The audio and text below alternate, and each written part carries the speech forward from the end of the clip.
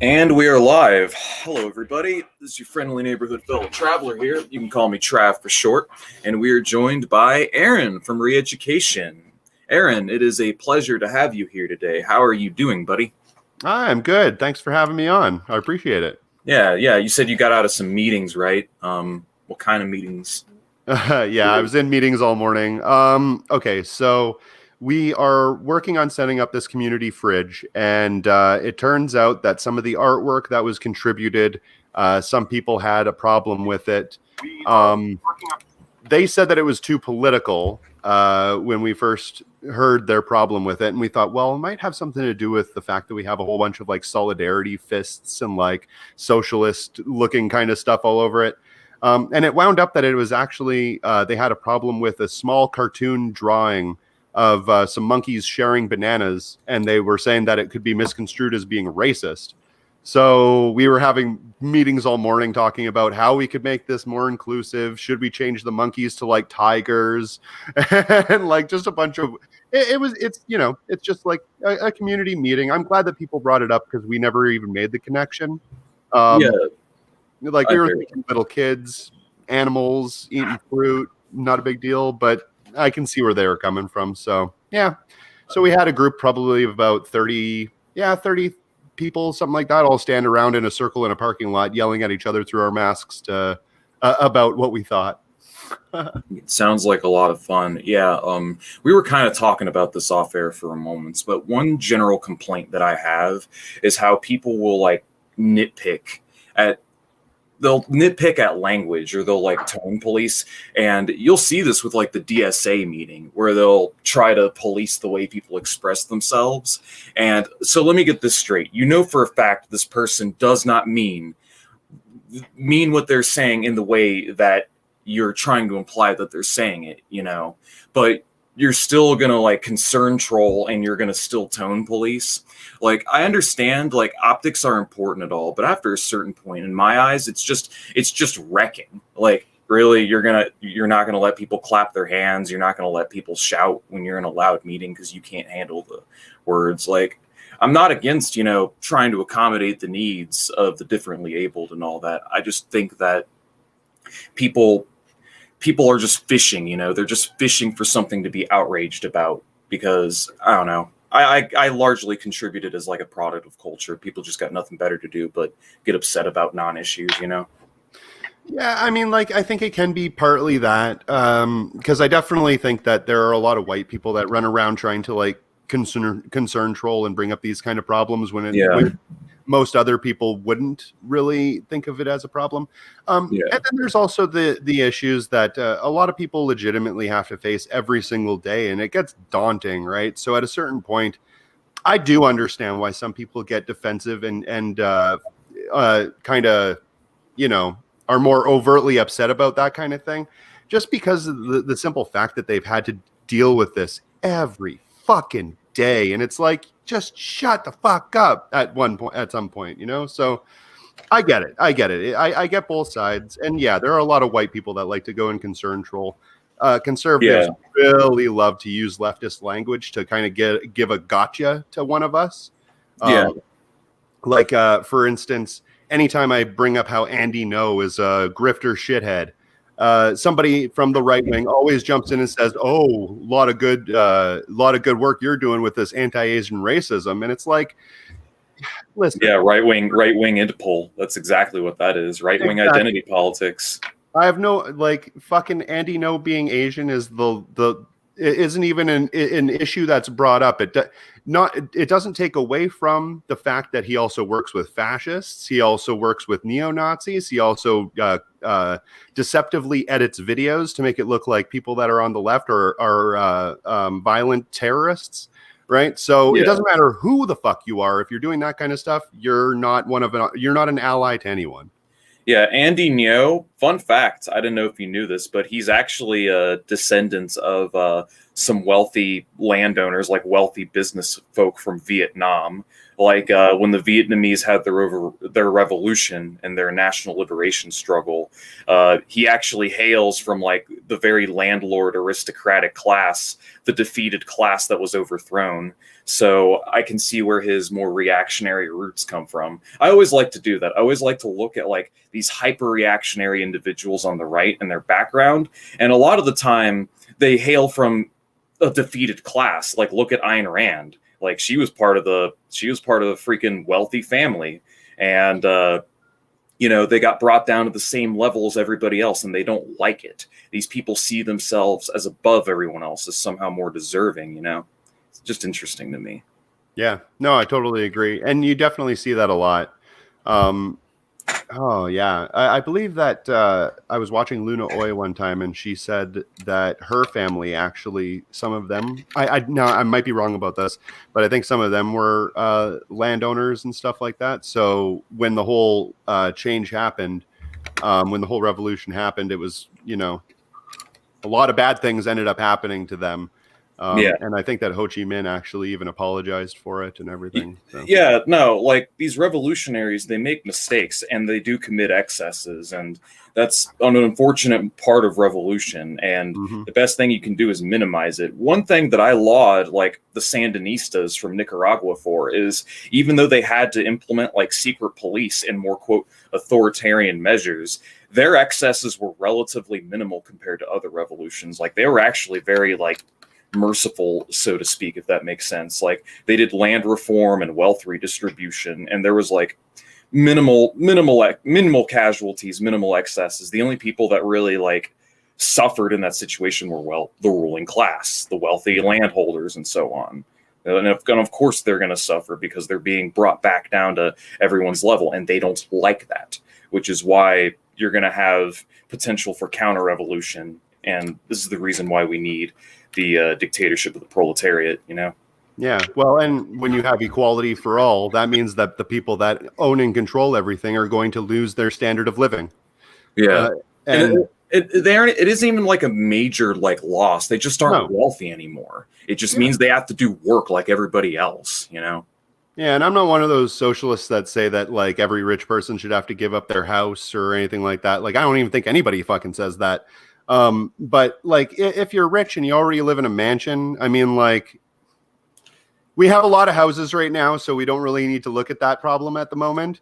But if we did have a housing shortage and you were, you know, an asshole your entire life and you force people to work for you for wage slavery, then yeah, maybe we might have to have a meeting with the rest of the neighborhood and find out if they really deserve living in that giant mansion on the top of the hill. But you know, up until that point, I don't really think that that's an issue. But yeah, like leftist groups, when you meet up with leftist groups in real life and do on the ground activism and that sort of thing, we don't really come across as a whole bunch of people that want to go murdering anyone. It's not like a bloodthirsty group. We're mostly just trying to fight for equality. And if some eggs get cracked along the way, that's very unfortunate, but it is, you know, the way of a revolution. Yeah. Well, the issue is like, I'm just going to say right now that I don't even necessarily have a problem with violence, because politics itself is violence, but it's violence without, well, the violence, if that makes sense. So in a sense, everything comes down to violence. It's about one group or one individual imposing their will on another and making them do what you want them or your group wants them to do. All right.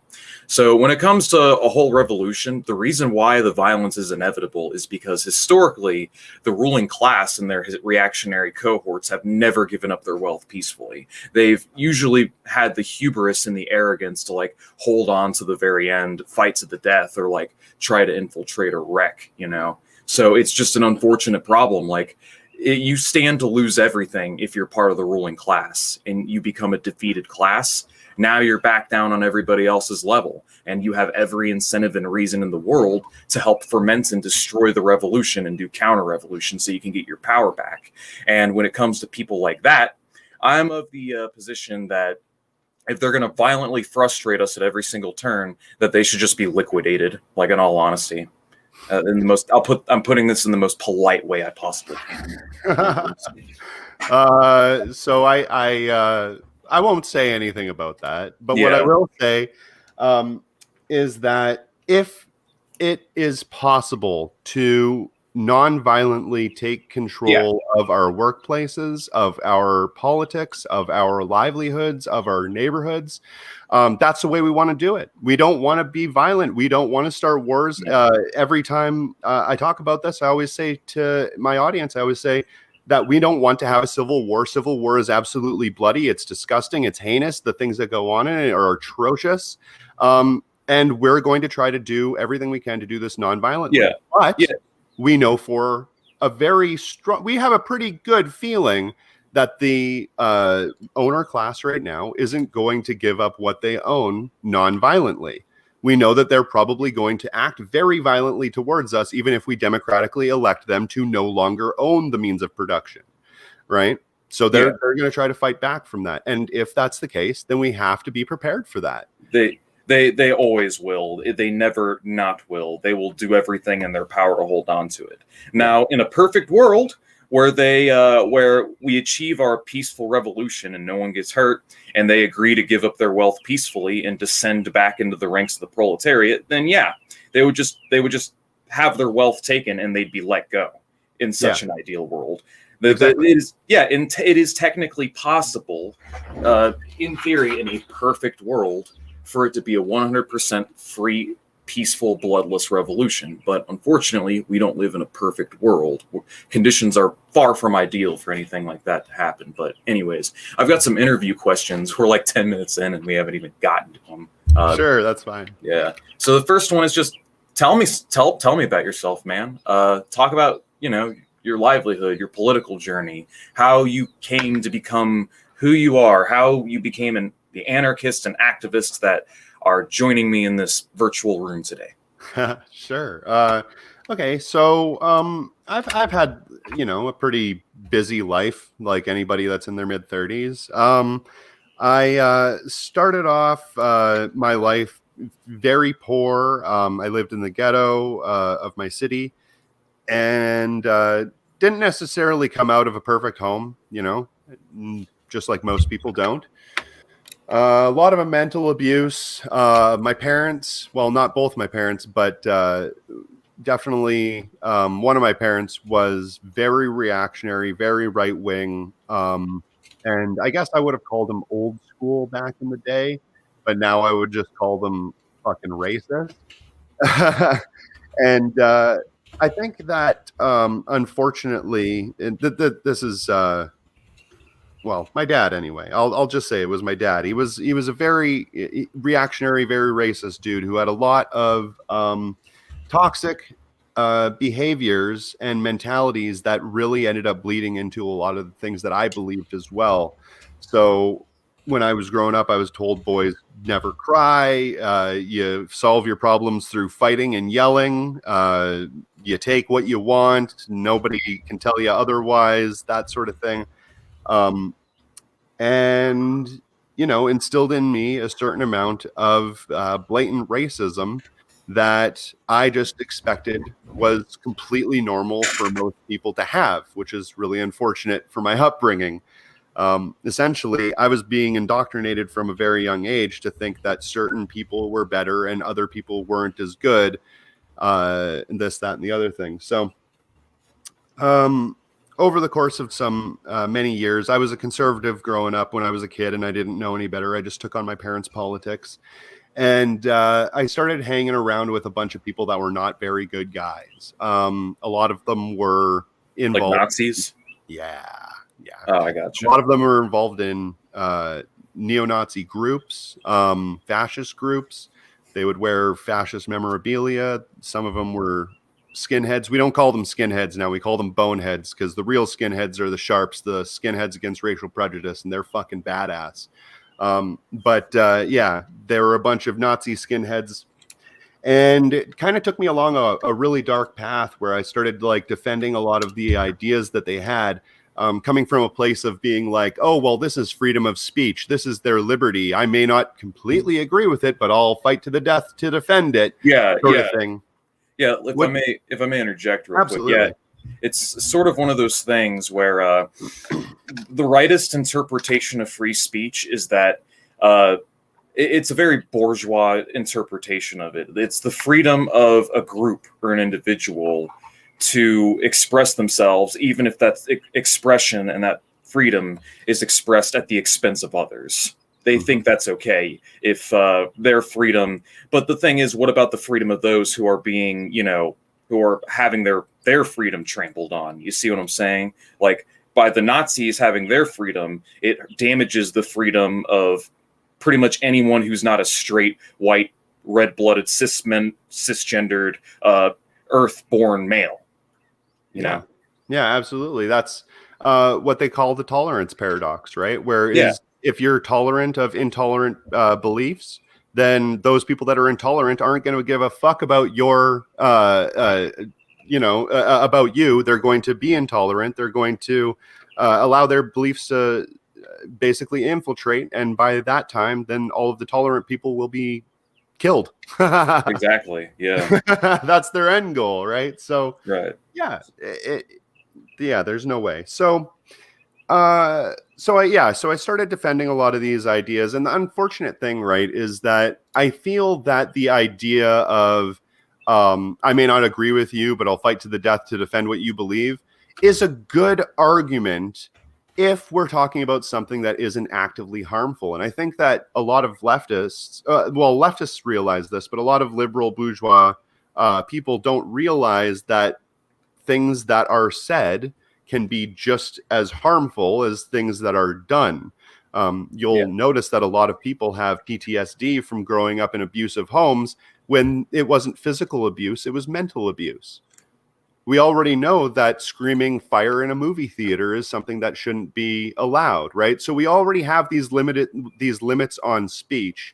We already have these barriers to certain things because we know through history, through understanding, that a lot of these ideas and beliefs are inherently bad, inherently toxic, and they're lies. They're based on lies, and they take you down a path that ends up turning you into a person that is not suitable for decent society. It turns you into a terrible person, is what it does.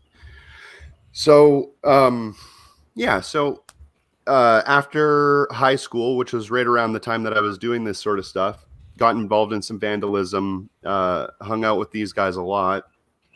I stopped hanging out with them so much because we weren't in school anymore, and I started getting out into the workforce. And I just started talking to more and more people and realizing how fucking stupid the whole ideology was behind all of it.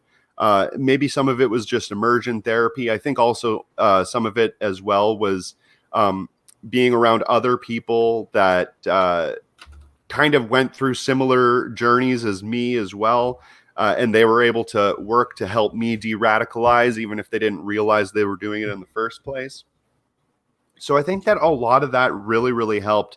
And then probably sometime around 2014, 2015, I was starting to lean more liberal, but still kind of fairly, libertarian. I was like liberal libertarian, sort of kind of like Penn and Teller, Penn Jillette. I watched a lot of them during those days. And right after that, I think that's when Bernie Sanders started running for president, which was in 2016. And I think between those years and that roughly 5-6 year period, I went from being like a liberal to pretty much being an anarchist. Like it felt like overnight, because finally I had washed away all of those toxic beliefs, those reactionary beliefs many years before. And now it was like, now we're going to go on a real journey, a real discovery of what I truly believe. So I ended up hearing a lot of different arguments from a lot of different sides. I looked into libertarianism really, really deeply. I really thought that I was a libertarian for a long time because a lot of the things that they said made a lot of sense. They want to legalize drugs. They want to get out of all of the wars. They want to decrease the government, so decrease the military and decrease the policing system and all of those sorts of things. And I thought that was great. But then, like, you come to the question of, well, how do you fund the roads? which is a common meme that a lot of people like to give a gotcha to a lot of the libertarians on, and a lot of other things like that. So I believed in all of the freedom and all of that sort of stuff.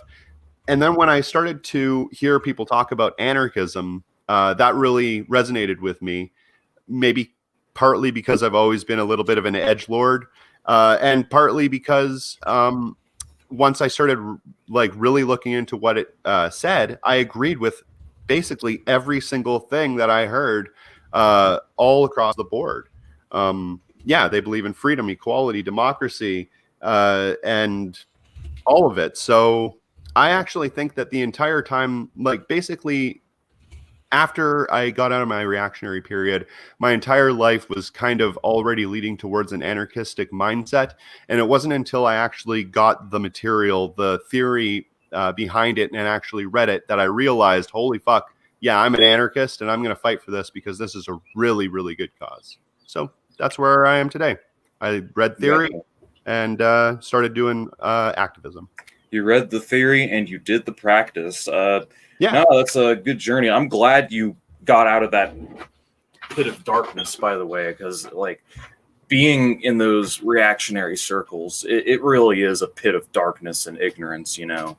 Mm-hmm. Like I was there at one point when I was like a teenager, and for some reason or another, I kind of pulled myself out of it because I remember I used to go to 4chan's poll. You're probably not familiar with it, but I was on 4chan's poll when I was a teenager, like age 17 to 18. And I agreed with, I thought some of the stuff they had to say, like about race realism and like the JQ and all that, I was interested in it at the time. But then, you know, and I was starting to basically become a Nazi, more or less, as I frequented the board. I started agreeing more and more with it.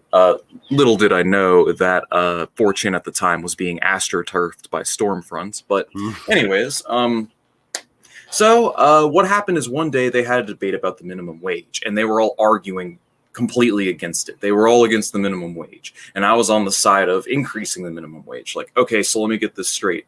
So we're gonna have an ethnically pure society, like a pure society, but we're not gonna pay our people fairly. Like, what the fuck is that?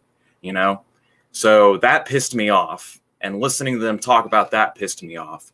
And then I started to question a lot of my original beliefs. And I eventually just sort of grew out of it organically. And because instinctually, I've always been left-leaning. I've always been kind of like an anarchist, communist type. Like, I've always instinctively thought, like, it just makes sense that everything that we have that produces what makes civilization possible, it only made sense to me that all these things should just be public utilities. No one should be profiting off of it, right? Like, that's just something that has always been a thing in my mind. So, well, my dad was pretty much a Cold Warrior. He grew up during the Cold War, and he railed against the socialist countries like Russia, China. He's like, okay, so let me get this straight. So you want socialism, Stalin killed, yada, yada, yada people. He talked about how evil and bad these countries were, how they were terrible dictatorships. And I'm like, okay, well, I don't want that, but I want people to have health care.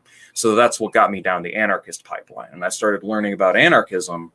And I was watching libertarian socialist rants for a while and listening to Noam Chomsky. Are you familiar with them?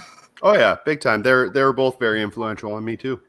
Yeah. So they influenced me. I mean, so yeah. What really got the ball rolling were the Zeitgeist movies, though. Like I watched the Zeitgeist movies, and they were really good. But they didn't have any answers. How are we going to get to the donut cities, the floating donut cities where all the work's done by robots, right?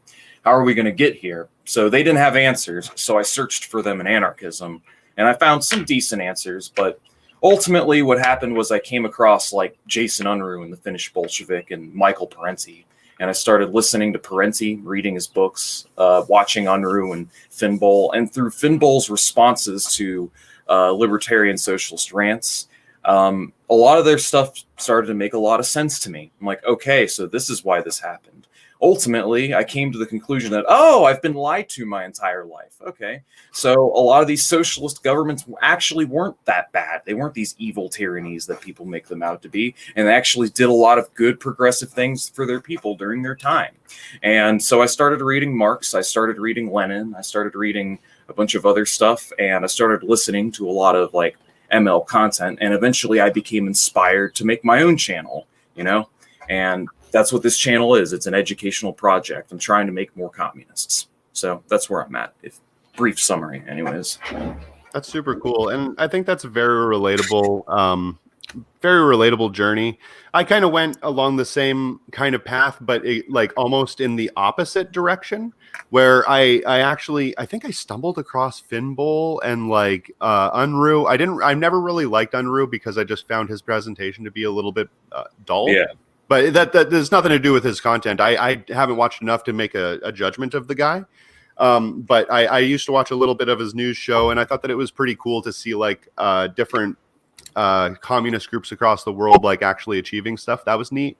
And yeah, I listened to a bit of Finbol as well. And then I think from there, I started to read a lot more because I just wasn't getting a lot from YouTube content.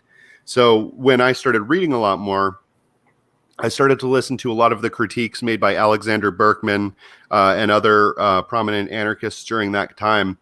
And that's actually what made me look at a lot of the things that the more, I guess, authoritarian communist people were saying as being like, yes, you got this true, but also, and like, this is questionable. And that led me to like Lenin and reading the State and Revolution. And when I read State and Revolution after reading a whole bunch of stuff about anarchism, I was like kind of blown away that Lenin got so many things about anarchism wrong. So yeah, I mean, like, it's been a bit of a journey. And then I got into Mao, and Mao is really cool. I mean, not as a person, but as a writer.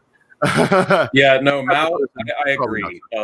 Mao was a brilliant military mind, great tactician, great organizer and philosopher, but as a statesman, I don't really like Mao as a statesman, in all honesty. He stopped being awesome right around the Sino-Soviet split in 1956. From there on out, it was just, well, not everything, but, he did a lot of really terrible things after that, but... Sure. Yeah. It's a mixed bag, right? Whenever I look at a politician, I see Mao and Lenin and Stalin the same way that I see Bush and Obama and Trump, right? Like, they're just different. They're politicians. At the end of the day, they're fucking politicians out for themselves trying to get ahead. But I will say that people like Lenin and Stalin and Mao are worlds smarter than any of the American presidents I know. Oh yeah, no. There's a big light years difference between the two groups. Lenin, Stalin, and Mao are actually like principled people that stand for something. American politicians are just little careerist snakes that don't really stand for anything except their own careerism and their own pocketbooks. Communist politicians have fought for the power. But it's to give power to the powerless, while bourgeois politicians, it's just, they're just following the rules of capitalism, dude. It's the same shit, but in politics instead of economics. Everyone's out for themselves, and it sucks. And it's the reason why, like, it's historically one of the reasons why it's been so much historically more difficult to hold together a proletarian state, because cynical, opportunistic, and careerist, like, selfish behavior is actually frowned upon. You have a system that's supposed to actually discourage that sort of stuff and actually punish it, hence why, like, the purges and the Cultural Revolution were a thing, Right. So anywho, I want to reel things back in because lots of questions.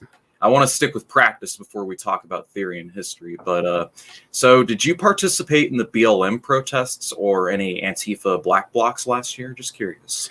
No, they weren't going on in any of the areas that I was involved in. So I never actually participated in, like, I never blocked up myself.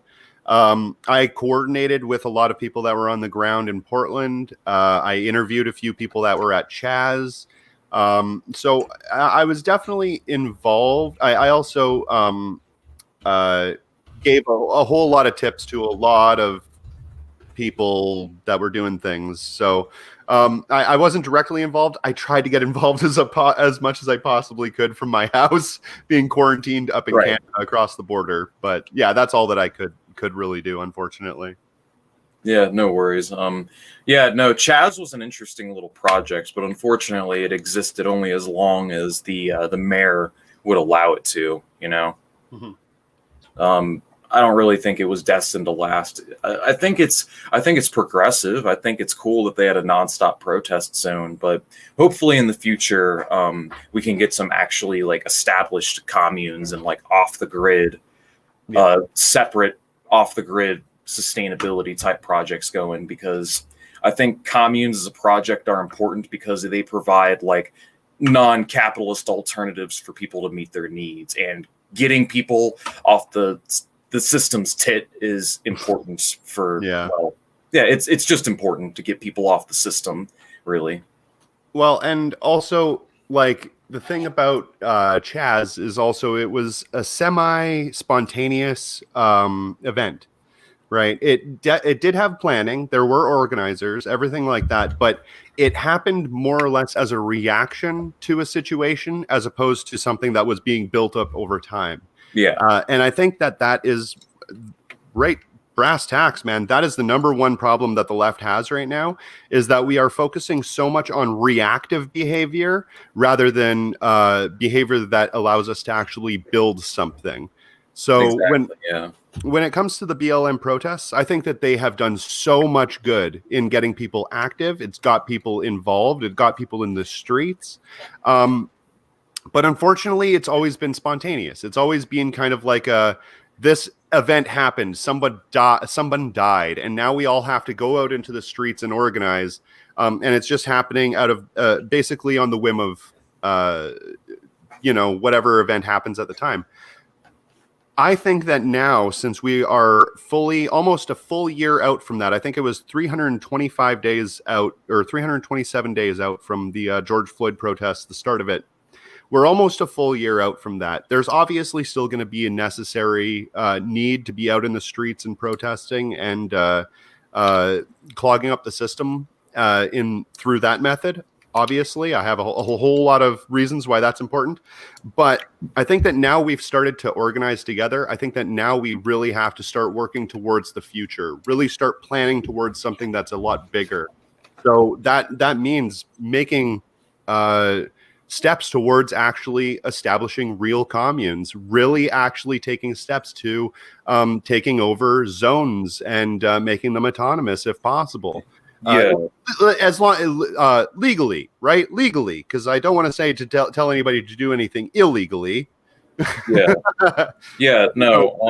The issue is we're still so far out from that in general. Like the masses, at least here in America, are so backward and individualistic and brainwashed and just in general defeated that it's going to take a lot more encouragement and a lot more work to get people to that point. Americans are very backward, and there aren't enough like principled leftists on the streets yet. But I mean that situation is slowly starting to change. I mean, we aren't at the point to where we can bring back a new labor trade union movement, but that's ultimately what needs to be revitalized.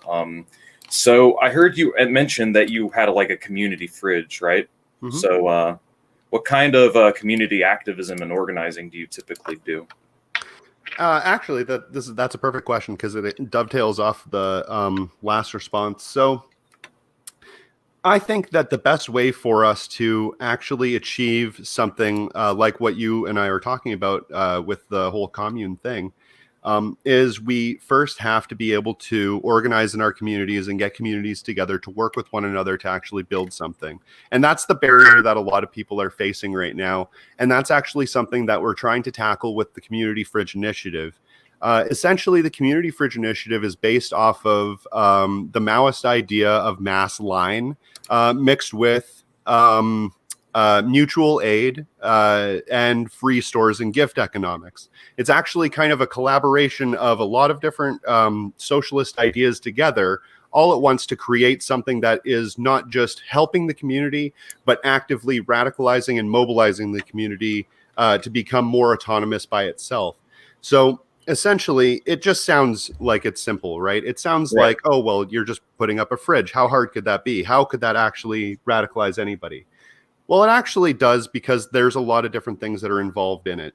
First of all, the groundwork involved in getting the fridge actually set up, especially here, means that we first need to find property. In doing that, we need to talk to a lot of different people. And once we find the property, we actually go directly to the neighborhood, all of the people within the neighborhood, door to door, and hand out pamphlets and actually physically talk to people in our neighborhoods about how this community fridge initiative is going to help them, how it's beneficial, and also following up, non-coercively, mind you, by explaining to them what mutual aid is, how anarchism works, how true democracy actually functions, and getting people involved at the grassroots level to actually be invested in building such a thing. Yeah, Sorry, that's great. That's great. It's very important that that kind of work is done. A lot of people just don't know their neighbors. They don't talk to their neighbors, or they're even friends with their neighbors. And that's definitely a good way to get people together and get people to care. You have to appeal to their material interests and show how the new way is better, so to speak. And people can get radicalized. Like, in all honesty, just talking to people at my job, because I want to eventually go on to form like a labor committee at my job, not a union. We're little ways out from that, but there is a lot of potential. Everyone wants a union, but the problem is that everyone's so demoralized and nobody wants to like put the work in to do it. So I've been taking the initiative to collect numbers, talk to people one-on-one, and see about forming some sort of like collective bargaining committee at my job. And just start with something as simple as that and tell people, you know, you don't need to take it as far as a general strike, but it starts now. It starts small, and then you get the ball rolling, and then it snowballs and it gets bigger and bigger, you know? Exactly. And you never take on more than you can handle. And that's the same thing with the fridge, right? It started off small. It started off as just a couple of people making a couple of phone calls, and over time, it turned into a building company getting involved with us and getting a whole bunch of contractors to give up free labor for it. It involved a whole bunch of people in the community, literal neighbors of that live next to where the fridge is. Coming down and volunteering to do social media and to do accounting and to become cleaners and that sort of thing. And it really brings together the community. And what essentially we're doing here is we're doing from the community for the community, from the people for the people. We're going from we're basically going into the community, finding out what all of the problems are. In our case, it's food insecurity. A lot of places are like that. And then we're creating something with the help of that community to address that in a socialist, anarchistic way. Just like how Ho Chi Minh, I believe it was, so in Vietnam, right, the people there, they were essentially uneducated entirely on socialism. They didn't know much about it at all, just like what we have here. So what Ho Chi Minh did was, well, his people were starving. So instead of waiting around to explain to them how socialism works, so they could go and get some grain, he went down, stole the grain, gave it to the people, handed it out in a socialistic way, and showed the people directly that they could benefit materially from that action, from socialism itself. And we're doing the exact same thing here. And the same thing can happen with a tenants union. The same thing can happen with a labor union. They're all different direct action methods to radicalize people. Oh yeah, no. Excuse me, I'm about to mix some tea, but No worries. yeah, no. So that sort of answers the next question I had. It was going to be what you think some of the best tactics to utilize given the current conditions, and we just sort of breezed over that one. Sure. But yeah, no, direct action at this time is very important. I think the biggest issue, at least with like the mainstream left at this time, is their willingness is really just putting too much stock in entryism and electoralism. So I guess that brings me to my next two questions. And I think I already know the answers, but I'd still like to hear you explain what your thoughts are on electoralism and entryism as strategies.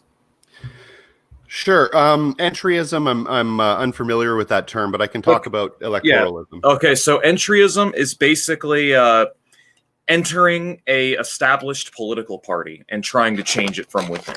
So you hear a lot of this from people that I won't name right now because I'm trying to get off that topic for a while. We can push them left, bro. Trust me, bro.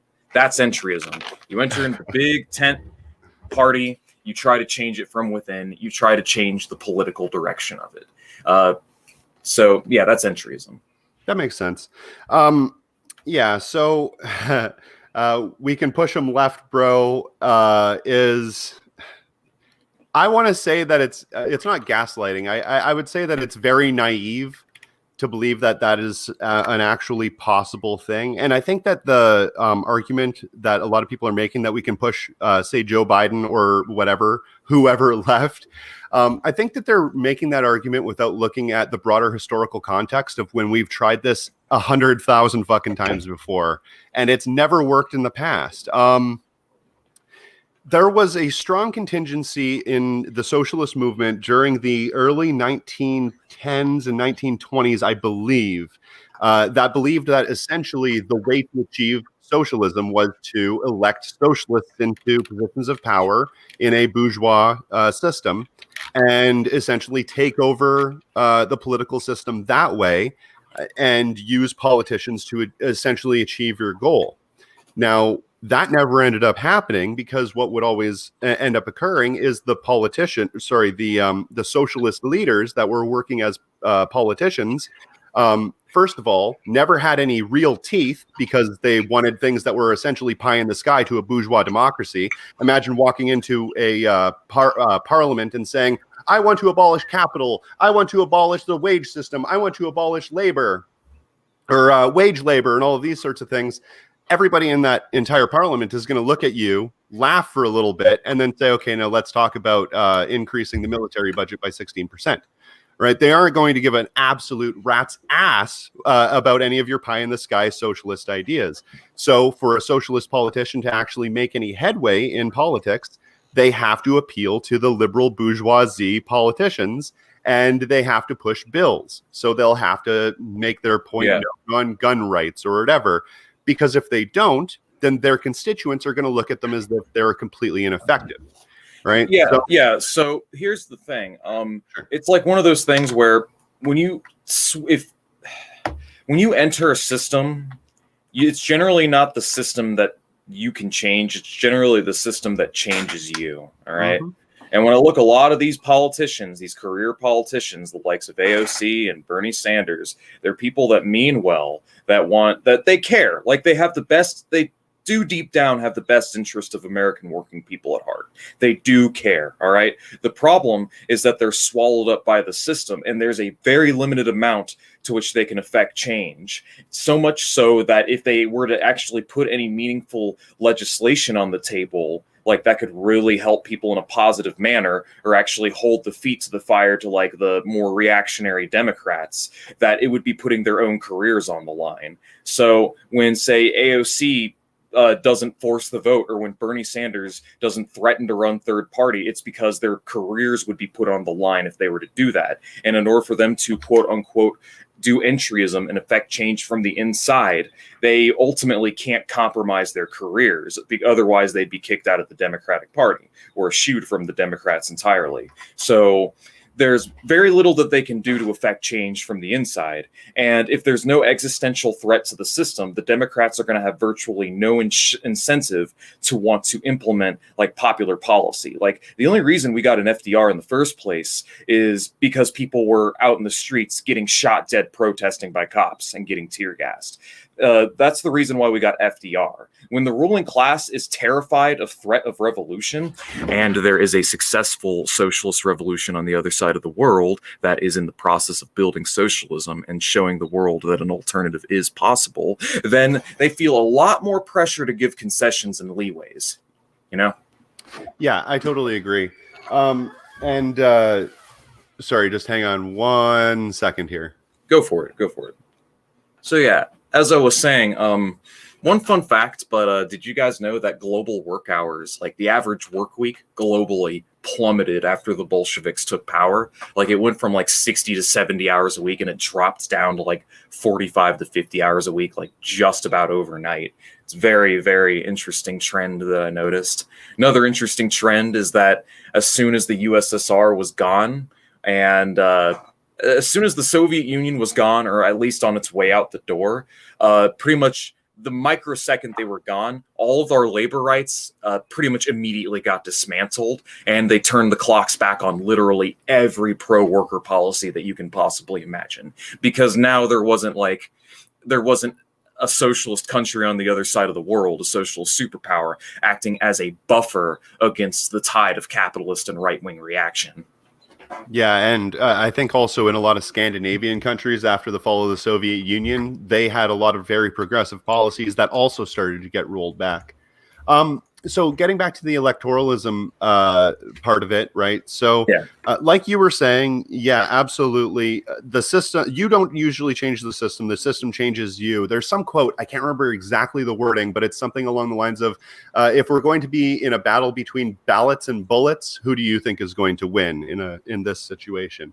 And I think usually the system, the democratic system, the liberal bourgeois system is usually going to win in a battle of ballots. Yeah, I actually think. Sorry. I actually think the Dems in some regards are even more harder or worse for our cause than the Republicans, because with the Republicans, it's sort of like the devil, like you know the Republicans are sellouts, they're just a bunch of slimy servants to the ruling class. The Democrats, at least some of them, cloak their true intentions behind a veneer of progressivism, behind a veneer of actually like caring about the little man and wanting to be the lesser of two evils. And that's like their whole selling point. But then in practice, like they're virtually no different from Republicans. Look at Biden. He's going to build the wall. He just proposed a raise to our defense budget. He's continuing a lot of the same policies. People don't understand that each president paves the way for the next, basically. And each president is the logical continuation of policies and decisions made from the previous administration, So the reason why the establishment wanted to get away from Trump is because he was just a convenient scapegoat to blame all the problems on, And everyone fell for it, by the way. Everyone fell for that shit. Everyone was like, Orange man bad. Let's get Biden in because he's not Trump. But now Biden's doing all the same shit. But then the media is just not talking about it and no one cares anymore. Yeah. Well, and you call that basically the state continuity, right? And the continuity has always been the same. Even all across before Trump, through Bush, through Obama, even including Trump, the continuity was essentially still the same. The rhetoric is what changed, right? The illusion,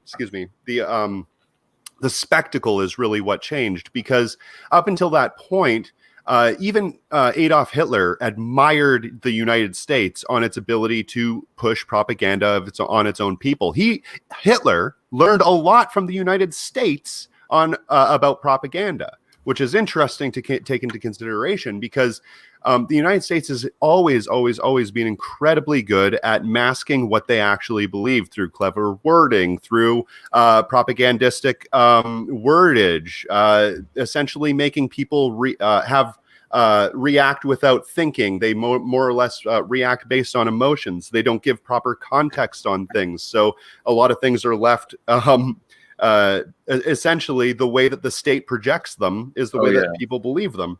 Yeah, a lot of people don't think about this, and this is something this is one of the few base things the Nazis did, but they actually trolled a lot of the liberal colonial countries. They trolled the liberal establishment by saying, yo, we're just doing what you guys did half a century ago. But what the Brits were doing in India, what America did in America, what the French and the British did down in Africa, we're doing the same thing you guys wanted to do, but we're just doing it on a bigger, more industrialized scale, right? We uphold all the same values you do, manifest destiny and the shining city on the hill. Like, really, the Germans didn't do this genocide shit on their own. They were taking notes. They learned this from the Western colonial powers. Yeah. National Socialism was cheating off the notes from settler colonialism, essentially. Exactly. Yeah, so the United States has always been really, really, really good at projecting the face of being a beautiful democracy, shining city on a hill, while also holding that duality of being a nation that was born out of slavery, that kept Jim Crow laws all the way up until yesterday. Like Yeah, exactly. redlining, the incarceration of primarily black people across the United States, the genocide of the Native Americans. Like, it's just on and on and on and on and on. So when Trump came into power, that's essentially what Trump did. Was he shaved off that veneer and made it seem as though everything was the way that it actually was, right? He put a realistic face on the monster that is the United States, and they weren't able to hide it. And that's why they didn't like Trump. That's why they attacked him. And just quickly jump back to the electoralism thing, electoralism is literally described as a, quote, halfway transition from authoritarian rule towards democratic rule, right? Electoralism is already admitting that it is not a democracy. It is not democratic rule in the definition of electoralism itself, right? It's created as a halfway point between democracy and authoritarian rule. Well, I think that we've gone along with this halfway point long enough that we can probably assume that we can just have full democracy at this point, especially considering that the old fucking excuse that's always been leveled against everyone that's ever wanted something better is that, oh, well, they're just a backwards agrarian population, or they're just not educated enough, or blah, blah, blah. We're educated enough now. We have an abundance of supplies now. I think that we can move on from electoralism, from the halfway point, to actually having democracy now. Oh, yeah. But the thing is that, no, I agree. I will say America is a democracy relative to how much money you have. The more money you have, the more exponentially more democratic it is. It's democratic for like the top 20%, 10% of the population. But it's not democratic for most of the population. America was never designed to be particularly a democratic system. America's presidential system is actually designed in such a way to where the democratic will of the people gets circumvented. That's why checks and balances is a thing.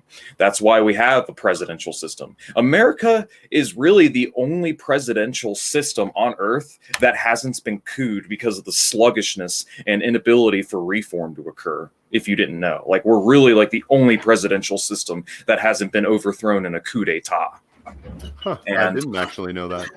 Yeah, no, but if you look at any other presidential system from tons of other countries, they all get couped because nothing gets fucking done. And like the interests of like one particular group aren't represented well. And like, really, we have a very slow, bulky, cumbersome, and inefficient political system that was ingeniously designed not to work.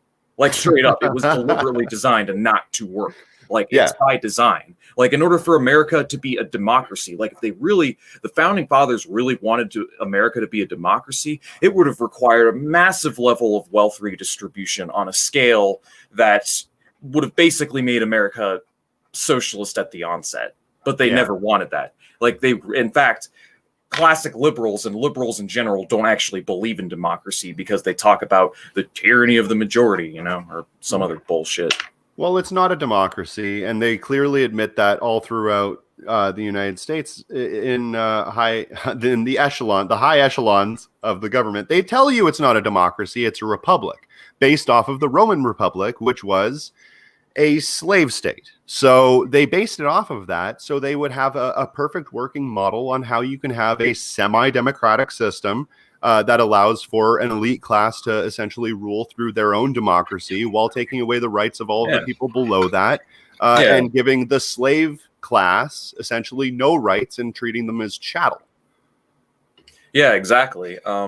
And they were definitely taking notes. That's the reason why we get districts. They draw funny-looking districts to where certain candidates can never win. That's the reason why they have the Electoral College, where they give all the ignorant, backward, reactionary sects, no offense to people who live out in the country, but the Rust Belt. The Rust Belt, the more reactionary sects, the less educated sects of the population get disproportionately more voting power than the more educated sects that live in the cities, because of the way the Electoral College works. Like, a vote from the countryside is worth more than a vote from the city. And that's the reason why, like, swing states and the Rust Belt are ultimately what ends up deciding elections over and over again. And then, you got the good old electoral fraud. No one talks about the straight up vote rigging that goes on in the elections. No one talks about that because it's just a conspiracy, really. Yeah, no matter how many times we prove it to be true. Like, that's the fucked up thing, too, is like every time there's an election in the United States, we have to go through this process again of proving, okay, yeah, like, yes, they have the voting machines. The voting machines are easily tampered with and usually give the wrong results. Yeah. Usually in the direction that the state wants to go. Yes, you can have mail-in ballots, but there's also going to be these special provisionary ballots that if you get one of those, I can't remember exactly how it works, but you have to ask specifically for a provisionary ballot so you can actually mail in your vote, because if you ask for a regular ballot, it doesn't actually work, and then it just becomes a null and void vote. Yeah, no, the whole fucking system is literally rigged from the very start, and every 4 years we know this, and then every 4 years they try to train everybody to believe that it's not true and that it's all a fucking conspiracy theory, when it's literally been proven over and over and over. Yeah, I don't care what anyone says. Bernie Sanders won the Democratic primary of 2016. He won that primary. Like, if you look at the exit polls from literally dozens of states, Bernie Sanders maintained a solid 5 to 10 point lead over Hillary Clinton, especially in California. He actually won California. Like, you mean to tell me that Bernie Sanders, the guy who's filling stadiums full of tens of thousands of people, is not getting as much voter turnout as Hillary Clinton, the lady who can't even fill like a small high school gymnasium full of like her campaign constituency? Like, dude, Bernie Sanders was hot. Everybody liked Bernie. I'm telling you, man, they rigged it. It was rigged. And there is proof out there. You just have to look at the exit polls. Well, and the funny thing is too about the United States is that if you want to look at it like on the face of it, if you look at it from the outsider perspective looking in, essentially what you have is a mixed system between a bourgeois dictatorship and a hereditary monarchy. And you can clearly see that. Look at how many legacy politicians there are. That their father was a politician of some kind, then their child was a politician of some kind, and then eventually they feel as though it's owed to them to become the president of the United States or whoever. I'm pretty sure fucking Hunter Biden is probably going to run for president in fucking whatever in 15 years from now. Yeah, absolutely. The political families and groupings that have been in charge in elected seats and holding the levers of power are the same like family members and groups of people that have been holding the levers of power like centuries ago. Like, it's a literal fucking aristocracy and gerontocracy, more or less. It's both. It's an aristocracy, a gerontocracy, and just a couple rungs short of being an outright Bonapartic dictatorship, mind you. Sure. Yeah. And also it's just funny how it's very incestuous, right? All of the people that work in business also happen to end up working in politics or vice versa, right? So, and that's the thing too, is that the economists and other people that don't understand how the economy works like to say that the business class and the big businesses and all that is essentially a separate thing from the economy and from the government and from all of these sorts of things, which it just isn't. It's all overlapping. It's all working together. All of these people are working within the same circles and, associating with the same people. So yeah, it's just a big fucking it's gross. It's gross. It's pure spectacle more than anything else. Americans are only going to get meaningful change and are only going to get power when they seize the power for themselves. And it doesn't start with any sort of electoralism and party. That's not to say that there isn't value in running people for like mayor or like local city council. There is, because you're giving people who are leftists the levers of power within your local municipalities and community to affect change on a local level, and there is value in that. However, when it comes to like the kind of change that we need to take a step back from the grassroots. It needs to come from people taking the power for themselves and seizing it for themselves. That's really the only way that change is going to happen. The only way we're going to make socialism happen is if people stop letting themselves be a product of their environment consciously and instead work to become its collective master. Yeah. Yeah, I totally agree. And as far as electoralism goes in the form of voting, should you vote? Shouldn't you vote? Should you just, twiddle your thumbs that day? If it doesn't take a long time and you think that it's actually useful, then definitely do vote. But I think that what we need to be doing as socialists and leftists, people who want radical change, who want revolutionary change, we should be actively encouraging the idea that voting in that way is a gross thing that you feel like you might need to do, but it's like picking up poop, right? Yeah. And we should never say that it's beneficial. We should never say that it's, we should never overstate how shitty it actually is to have to vote for something that is essentially terrible, right? And we should always just maintain the focus of our conversations on what we want in the future, revolutionary wise, and not get bogged down with, oh, let's take a look at this politician's political platform and blah, blah, blah, blah, blah, blah. Here's how he's a good guy. And here's how, no, don't even talk about that. Talk about the future. Treat voting for fucking Joe Biden again like picking up literal poop off the ground with your bare hand. Yeah. That's what it's like. Well, it's worse than that because people are dying. Yeah. I'm never going to vote for a Republican or Democrat ever again. Like, in all honesty, I'm at the point where the only reason I partake in general elections now is so I can vote for socialist parties and so that, to count numbers, just to let them know, hey, you've got another vote from a socialist. Here's how you're doing. That's really the only value in running presidential candidates as a socialist party, is to count your numbers and gauge your popularity with the public and see how many like active socialists and communists there are. But beyond that, the majority of the masses do not vote. They don't turn out. They know the system's bullshit and doesn't serve them every single year. So where you should do is you should meet the masses where they are. All right. And they're not with voting. You need to appeal to these people and you need to get them interested in, like I said, taking the power for themselves. Hence why tenants unions, labor unions, soup kitchens, community gardens, just ways to get people together and ways to build and form some sort of solidarity, because that's ultimately what needs to be done. And that's ultimately the consciousness that needs to be awoken, because people are too mired in the hero worship. Oh, I'm going to vote for, Bernie Sanders or the Squad, and they're going to make all the change happen for me. Wrong. The only change that's going to come is the change that you fight for yourselves. Yeah, I completely agree. I couldn't even add anything to that. It's perfect. Yeah. So I do have other questions. Moving on from the practice side of this, we can talk about history. Who are some of your favorite anarchists, dog? My favorite anarchist dog is definitely Radical Reviewer. He's the best. Some of my favorite anarchists, definitely Peter Kropotkin. He's fantastic. Oh yeah. Alexander Berkman is probably my favorite anarchist, just because he has a really interesting history, and his writing really, really, really appeals to me. It basically just, it's exactly the way I feel on a lot of things, so it's fun to read. I really like Bookchin, even though some people say Bookchin isn't an anarchist, including Bookchin, but I think that he's an honorary anarchist, and his writings are extremely influential and very, very good. And honestly, I can't see how his beliefs don't fall in line essentially with anarchism. Outside of, he has a belief that small electoralist praxis or small electoralist ideas can be used if you do it within local governments.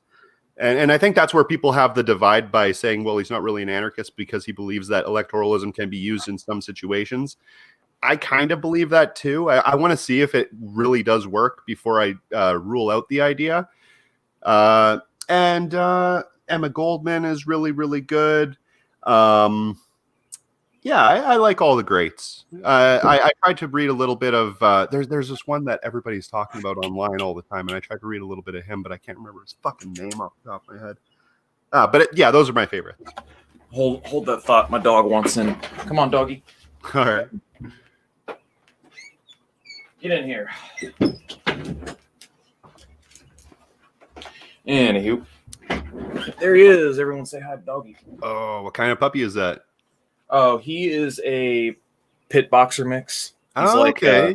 He's a boxer from the neck down, and you can see the pit in his face. Yeah, like when he walked in, I'm like, oh, that kind of looks like a pit. Oh, yeah. Maybe a boy. Okay, yeah, pit boxer. That makes sense. Yeah, he's my little buddy. But anyways. Oh yeah. Oh, yeah, no, he's a good boy. I fuck with Kropotkin. I actually got started off on Kropotkin in terms of like what little anarchist literature. Admittedly, Kropotkin is like the beginning and end of my anarchist reading. I'll admit I haven't really read anything beyond him. I like his mutual aid book. Very good refutation of the social Darwinism that was permeating during the time. Yeah, I totally agree. I always suggest, if you want a very basic, just general understanding of how anarcho-communism, anarcho-syndicalism works, I would definitely just check out Alexander Berkman's The ABC of Anarchism. Really, really, really good book, and it goes through all of the basics that anarchists believe, and I think it goes through it in a very concise way. So Kropotkin is great for explaining that side of it, the mutual aid side of it. But I think that Berkman really lays out in brass, like simple to understand terms, what we want, why we want it, and why people believe the things that they do about anarchism. So if you get a chance, read that one. Yeah, we'll add that to my reading list. All right. It's a short one. It would only take you a couple hours. Gotcha. So, what are your thoughts on the CNT-FA or the Zapatistas? So the CNT, I think that what they did was like absolutely heroic. I think that it was something that was really, really difficult, I think, at the time, because they had basically everybody against them. I think I can't remember who the fascist dictator was that they overthrew. Franco. I want to say Franco. Yeah. No, you're thinking of the Franco dictatorship. Yeah. And at the time, I mean, like the entire world was in a lot of turmoil, obviously. So they were able to essentially establish more or less an anarcho-communist area. It encompassed, I think, more than 1 million people. I think it was like 3 million people, but don't quote me on that because it's been a minute since I read about them. And yeah, I think that what they did was really, really incredible. Right after that, though, they were kind of sold out by the communists, I believe, in the Soviet Union, and they ended up getting completely fucking destroyed. So that was really sad. And I think that their movement would have been really amazing if everybody had just left them the fuck alone and let them just try this experiment out. You know, like that would have been really cool. The issue is that's never going to happen, like, because the ruling class is always going to try to enclosure on isolated little pockets like that. You know, I mean, they're always going to try to do that. So you have to have a way to protect yourself and support yourself. So, I mean, I guess if you started like a network of communes or a network of like, you know, miniature states within the capitalist state, I mean, I could see something like that taking off. But the CNT-FIA was one of those projects that was kind of damned from the start, just because like they were propped up by Soviet aid, and as soon as the Soviet aid was gone, they were, to put it mildly, pretty fucked. Yeah, and you see the exact same thing in Rojava, right? Or Rojava, however you say it. Where they're essentially, they aren't propped up by, but they are strongly or were strongly supported by the United States. And then once Trump took out a bunch of troops from there, I think Turkey walked in and started bulldozing these fucking guys. So guys and gals. So it's really sad because I feel like the anarchist movement, every time that it's been tried in real life outside of the United States, it's kind of not fallen on its face, but completely been obliterated by every other power that is around. And I think, there's obvious like reasons for that, right? It's because anarchism is essentially talking about a stateless, classless, moneyless society with nobody at the top that doesn't get to benefit from all of the entire thing. And people that are in leadership roles, doesn't matter if they're socialist or they're capitalist or whatever, people that are in power look at that as being an overt threat to their ability to maintain and hold on to power. So if they allow an anarchist government or an anarchist federation to exist for any period of time, it could, who knows, create this situation where people really like it, and then it could overthrow what they have. So, yeah, I think that's essentially my my position on the CNT. I also think that throughout history, we haven't really been at a place where we could declare that anarchism would be easily achievable. It's always been kind of in this situation where,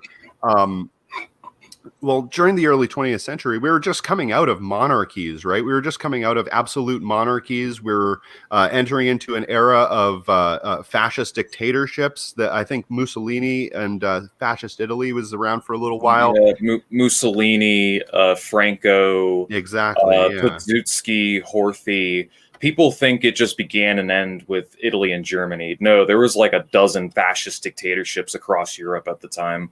And the idea of fascism came about relatively at the same time as anarchism. Not exactly the same time, but around the same time. Anarcho-fascism. Yeah, right. So weird.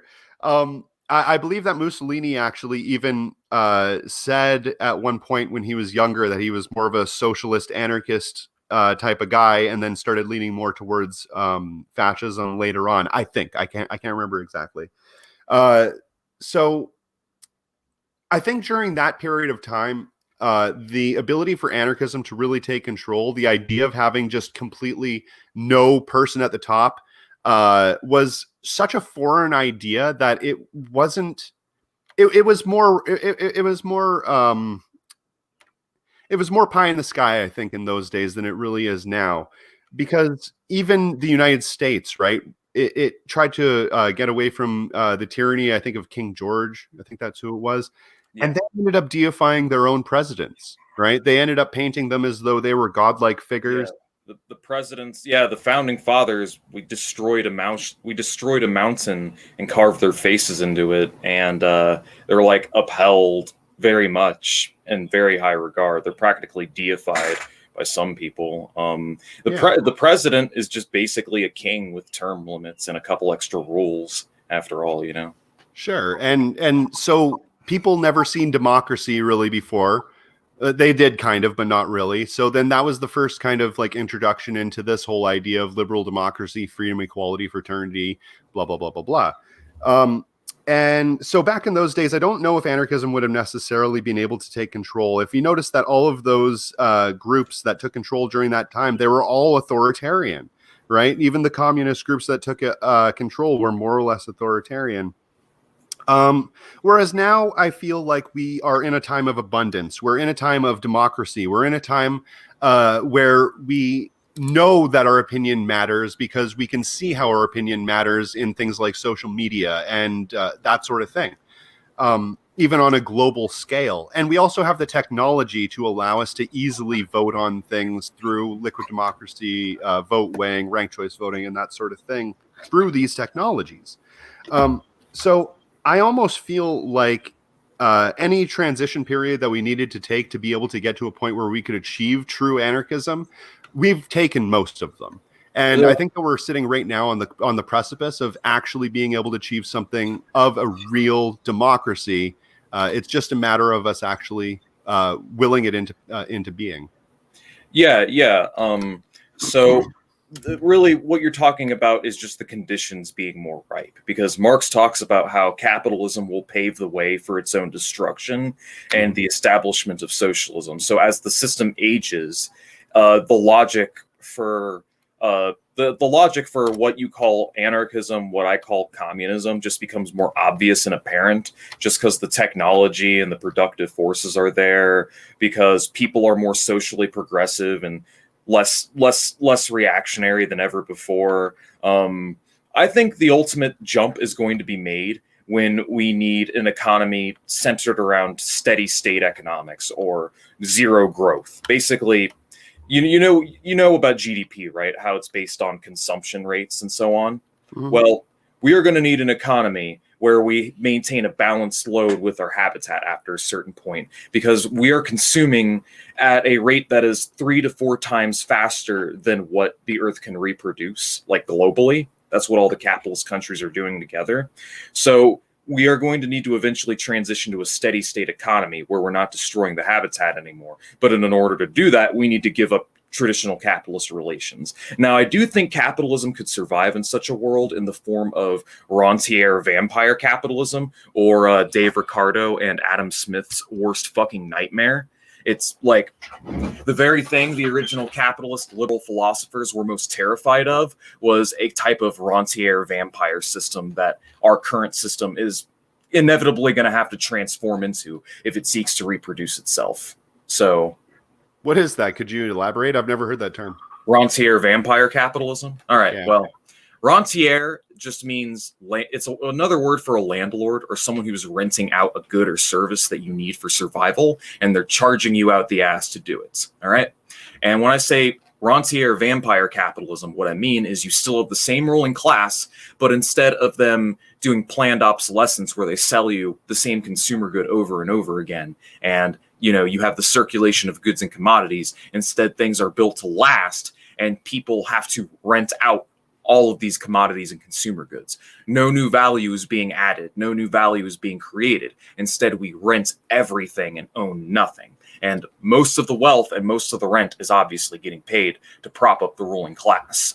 You have a system, it's a vampire system. It's basically feudalism, but hyper advanced techno capitalist feudalism. It's very similar economic relations, but it's way more centralized. Imagine a centralized police state, rentier vampire feudalist economic system. That's the only way that capitalism will continue to exist past climate change and the ecological collapse. But within such a context, it's going to be a much more frail system, because now the justification for a ruling class is gone, because the traditional justification is that the ruling class gave us protection, that they were a progressive force, innovation, they drove innovation, they're the captains of industry. But now there's no new innovation.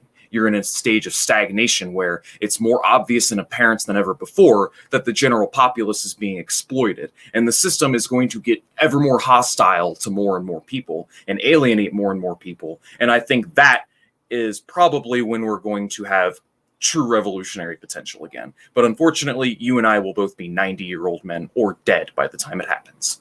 That sounds very terrifying. And yeah, that explanation is fairly, that makes a lot of sense, because how else could capitalism exist further into the future? But then you would end up having like you said, it would be essentially a feudalism. Yeah.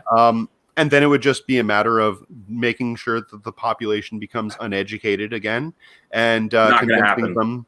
Not going to happen. Who knows? It might. I mean, like they've done a lot of work to try to stifle communication and so forth over the internet. So, but they'll never be able to, because then they'd be hurting their own profit margins and bottom line.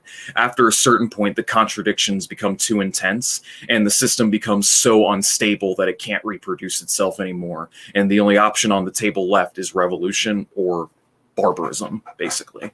Yeah, maybe. I mean, like, I think that I don't know.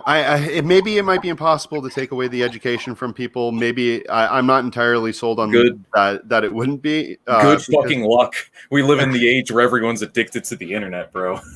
Well, yeah, I know, but like, who knows? If everybody in positions of authority got together and banned use of certain sites, just like they did in China. and people use VPNs. If you can't use a VPN to get onto any other server, then you're only going to be stuck with like a very small number of computer engineers that know how to actually access the rest of the internet. So if we cut people off like that for a couple of generations and then convince them that the people that are rich are gods, I'm pretty sure that we'd essentially just revert back to what we had during the Middle Ages. Yeah, it's just the good news is that feudal economic relations are very untenable and unsustainable within a modern context. The only way that the ruling class would be able to reproduce themselves is through brute force, and that means the police state. So in such a context, it'll be more obvious and apparent and in your face than ever before who the oppressed are and who the oppressors are. And that's when I think the ruling class is going to get the Nicholas III treatment, 1917 style. Man, we could talk about alternate history all day. It's interesting, but these are what I predict is going to happen based on the trends. We already live in a kind of rentier vampire system as is. What do you think the stock market is? Everybody's renting out their, we're making all these house payments and car payments on everything that we're not going to own till we're dead or 150. Like, we're already well on the way to a rentier vampire economy. Like, I think it's just inevitable. And with the ecological catastrophe looming, we're going to have to transition away from the growth ethic anyways. So the only way for capitalism to exist in a zero growth world is as a vampire feudal system. But anyways. Wow. Yeah. So what we essentially want instead of that, or at least what I want instead of that, is something that Murray Bookchin talks a lot, where he talks about ecology. And that's essentially where all of the people work harmoniously with their environment, with the animals, the plants, the nature, and even the cities themselves become more or less integrated in a more ecological way into society, so that we, first of all, reduce the amount of energy that we use and live within nature and within our own, whatever you want to call it, within our own system, in a way that isn't damaging to the rest of the world. That's what I want. Right. But it's going to take a lot of work. We have our work cut out for us. The work we do today is going to be the most important work ever, because we're planting seeds. That's all we can do right now, is plant seeds and tend to our garden. And hopefully our efforts will bear fruit down the line as the logic for a socialist system becomes more apparent and obvious to everyone, as the system grows ever more hostile to, well, pretty much everyone except the top 10th of 1% of the population. Well, and we have a ticking clock to do it, right? We got 10 years to get our acts together and get shit done. So we have longer than that. Because the effects of the tipping points for carbon, we've already passed a number of tipping points. So even if we were to cut carbon emissions to zero now, the planet would still get hotter for decades to come. So we've pretty much thoroughly fucked ourselves on the climate question. But anywho, here's the next question. What is your vision? Let's say you get the levers of power. What kind of anarchist society, what would your ideal anarchist society look like in terms of political and economic structure? Just give a brief summary of that. Yeah. So I really like the idea that was created by Abdul Öcalan and from the works of Murray Bookchin, called democratic confederalism. And essentially the way that it works is a bunch of autonomous communities on the ground level work together through contract and agreement and negotiation to essentially create a federation of communities that function as a city, as a province, as a country, or as an entire continent or planet, essentially without having the coercive force of any ruling class, as well as not using anything in the form of money. So, so democratic confederalism is essentially just a way for people to be able to vote and have their voices heard democratically, while also being able to function as a large, cohesive organism that can work towards certain goals. In my view of a perfect anarchist future, I would essentially want to start with more or less something that I've been talking to a few people about, where you would have almost like a planned gift economy.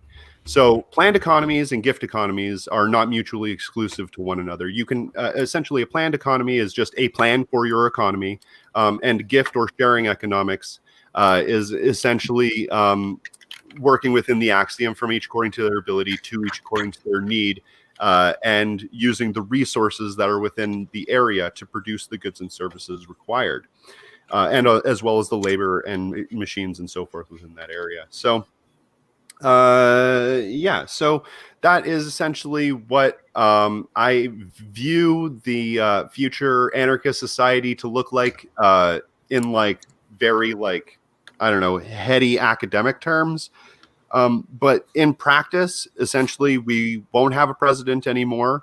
Things won't change much in the way of how you acquire goods and services. The only difference is that all of the workplaces will be fully democratic. All of the government offices and so forth would just function as regular, not businesses, but regular utilities that you would use. And everybody would work in the economy to produce things, and everybody would take from that production what they needed. Pretty simple. Right, yeah. So, and eventually we would get to a point to where the governance of people is replaced by the administration of things.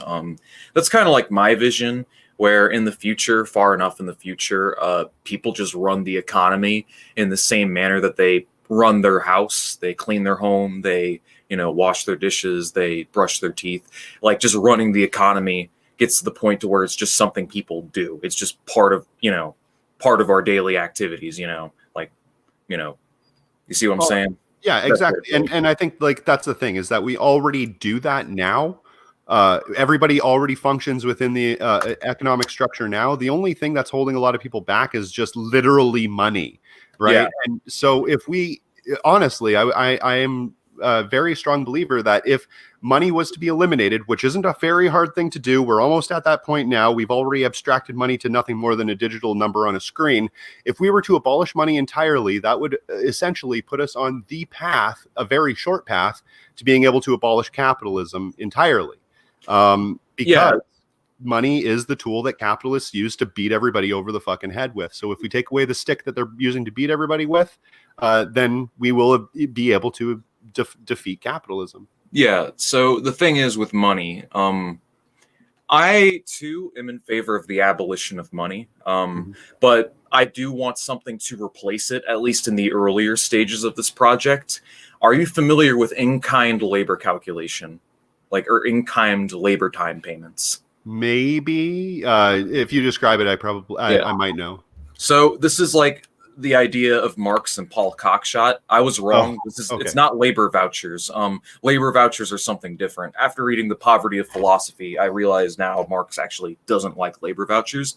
More specifically, we are in favor of a in-kind labor calculation, or in-kind labor time payments. You pay people not just in accordance to the time that they spend doing a necessary social task. You also pay them in the quality of that effort as well. So there will be still pay differentials, and there will still be inequality in a sense. So I don't know how familiar you are with the concept of bourgeois right. What do you know of bourgeois rights? Bourgeois rights? Not sure. Bourgeois rights is basically, it's within the early stages of a communist project. You are still going to have to remunerate people according to their labor time, what they put in, because post-scarcity, we can't yet decommodify everything and just distribute according to need. So bourgeois right means distribution according to work. You remunerate people for the time that they put in to basically running all the social tasks and doing the work needed to reproduce civilization. All right. Yeah, that's the general idea. And the point is, as productive forces become more advanced, and as we get closer and closer to post-scarcity, the need to remunerate people in kind will become less and less necessary, and you'll get to a point to where it doesn't really matter anymore. And then you can have a truly a truly like moneyless, commodity-free society where everything's just distributed according to need, and then people only need to work a couple hours a week to maintain the upkeep of the system. That's like the long-term goal. Basically. Sure, and I respect that idea. I don't line up on that one, because I actually think that what that would end up creating is another barrier that could easily have just been resolved through the revolution, that if we don't resolve immediately would end up creating another relapse of essentially what happened during the Soviet Union. That was their motto back then too, was from each according to their work. I would actually wager the Soviets never abolished money, and they never went beyond commodity production on the scale that I advocate for. Sure. They never did in-kind labor calculation, what I'm talking about. I mean, that's fair, but yeah. But I would say that it's impossible to do that calculation. There's no way to fully understand how much labor goes into one product as opposed to another product, and how much those products should have to be exchanged for. There's no way of knowing how much. No, there isn't. There's no way of determining. Like there is, right? Like you could generalize. But say a person is physically disabled, they're not going to put out as much output as somebody that isn't. So does that mean that somebody that's physically disabled requires any less goods or requires worse goods because they can't perform as well as somebody that's able-bodied? I would say no, right? So as far as I'm concerned, sorry for being kind of a dick. No, I just before you go on, I do have I want to address some of your points, because sure. So the first thing is calculating what goes into what. Well, the whole point is it's based on in-time calculation. So you take the average of how long it takes to, I don't know, build a shed for whatever you're building a shed. If it takes a week for a person to build a shed, you remunerate them according to that average, however much it takes for that week. If they build it sooner, then you give them more because they're more productive. And as for the contradiction you noted, where not everybody is equal in their skill and abilities, so there will be differentials in pay, I'm still in favor of it, because if you don't do that, you're going to alienate and piss off the people that like to work hard or like to push themselves. So what, you're going to give me the same amount of money as someone who is just sitting on their ass collecting benefits? Like, I don't think it's fair to them. And however, you do have a point on your end about like, oh, so you're going to give people less access because they're not as, productive. And yes, congratulations, Aaron. You have identified the primary contradiction in bourgeois right. You have identified a contradiction in socialism, the early stages of socialism. Yeah. And this is something that we will have to resolve down the line. Well, and just if I could just finish my thought, what if there was a nice happy medium where we could where we could instead of having the bourgeois right and allowing people to remunerate based on work, and not also alienate the people that work hard but are also physically disabled or mentally disabled or whatever it is. I think that if we were to work more ecologically within our own communities, we would be able to determine what people essentially would be able to gain from that community if we work together to find that out, right? So essentially, if we say have like an entire group of people that live inside of a very small town of like whatever, 800 people or something like that. Yeah. All of those people are going to be able to get together in their workplaces and see which people work hard, which people don't, which people do certain things, which people don't. And we'd all be able to work together to motivate each other to do better. And also we would be able to remunerate that work by working with one another and finding out, okay, John has really contributed extremely hard all year long. He was involved in shutdown. He's been working 18-hour days every single day. So you know what? We're going to make sure that John is taken very well care of, and we're going to give him a nicer house, right? We're going to give him a nice house. We're going to give him a nice car. And the same thing can be said about doctors, about not lawyers maybe, but the same thing that can be said about doctors and other people in STEM and that sort of thing that take a lot of work. I would prefer lawyers hopefully don't exist in the future. I would also prefer that they don't exist either. Everything could be handled through contract and negotiation. But but yeah, so and that's why I'm a little bit hard-headed about this sort of thing, because this is one of the topics that I get questions about all the time.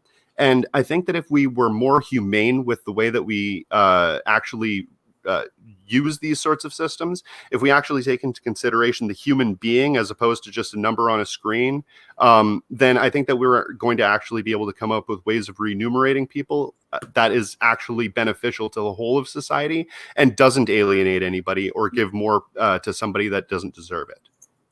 Yeah. So some people brought up some comments. Sure. So I think this is a very important one that's addressing you. I'm going to go use the restroom. I'll be right back. But it says, Okay. Does re-education think capitalist mentality and relations will disappear overnight after the revolution? Or is there some sort of process to suppress those relations and capitalist mentality? I'll be right back. Sure. Yeah, so that's a great question. Thank you very much, Comrade Bear. I don't think that capitalist mentality is going to disappear overnight. And I definitely don't think that people are going to stop trying to use money to buy things and exchange things and that sort of thing well into the revolution.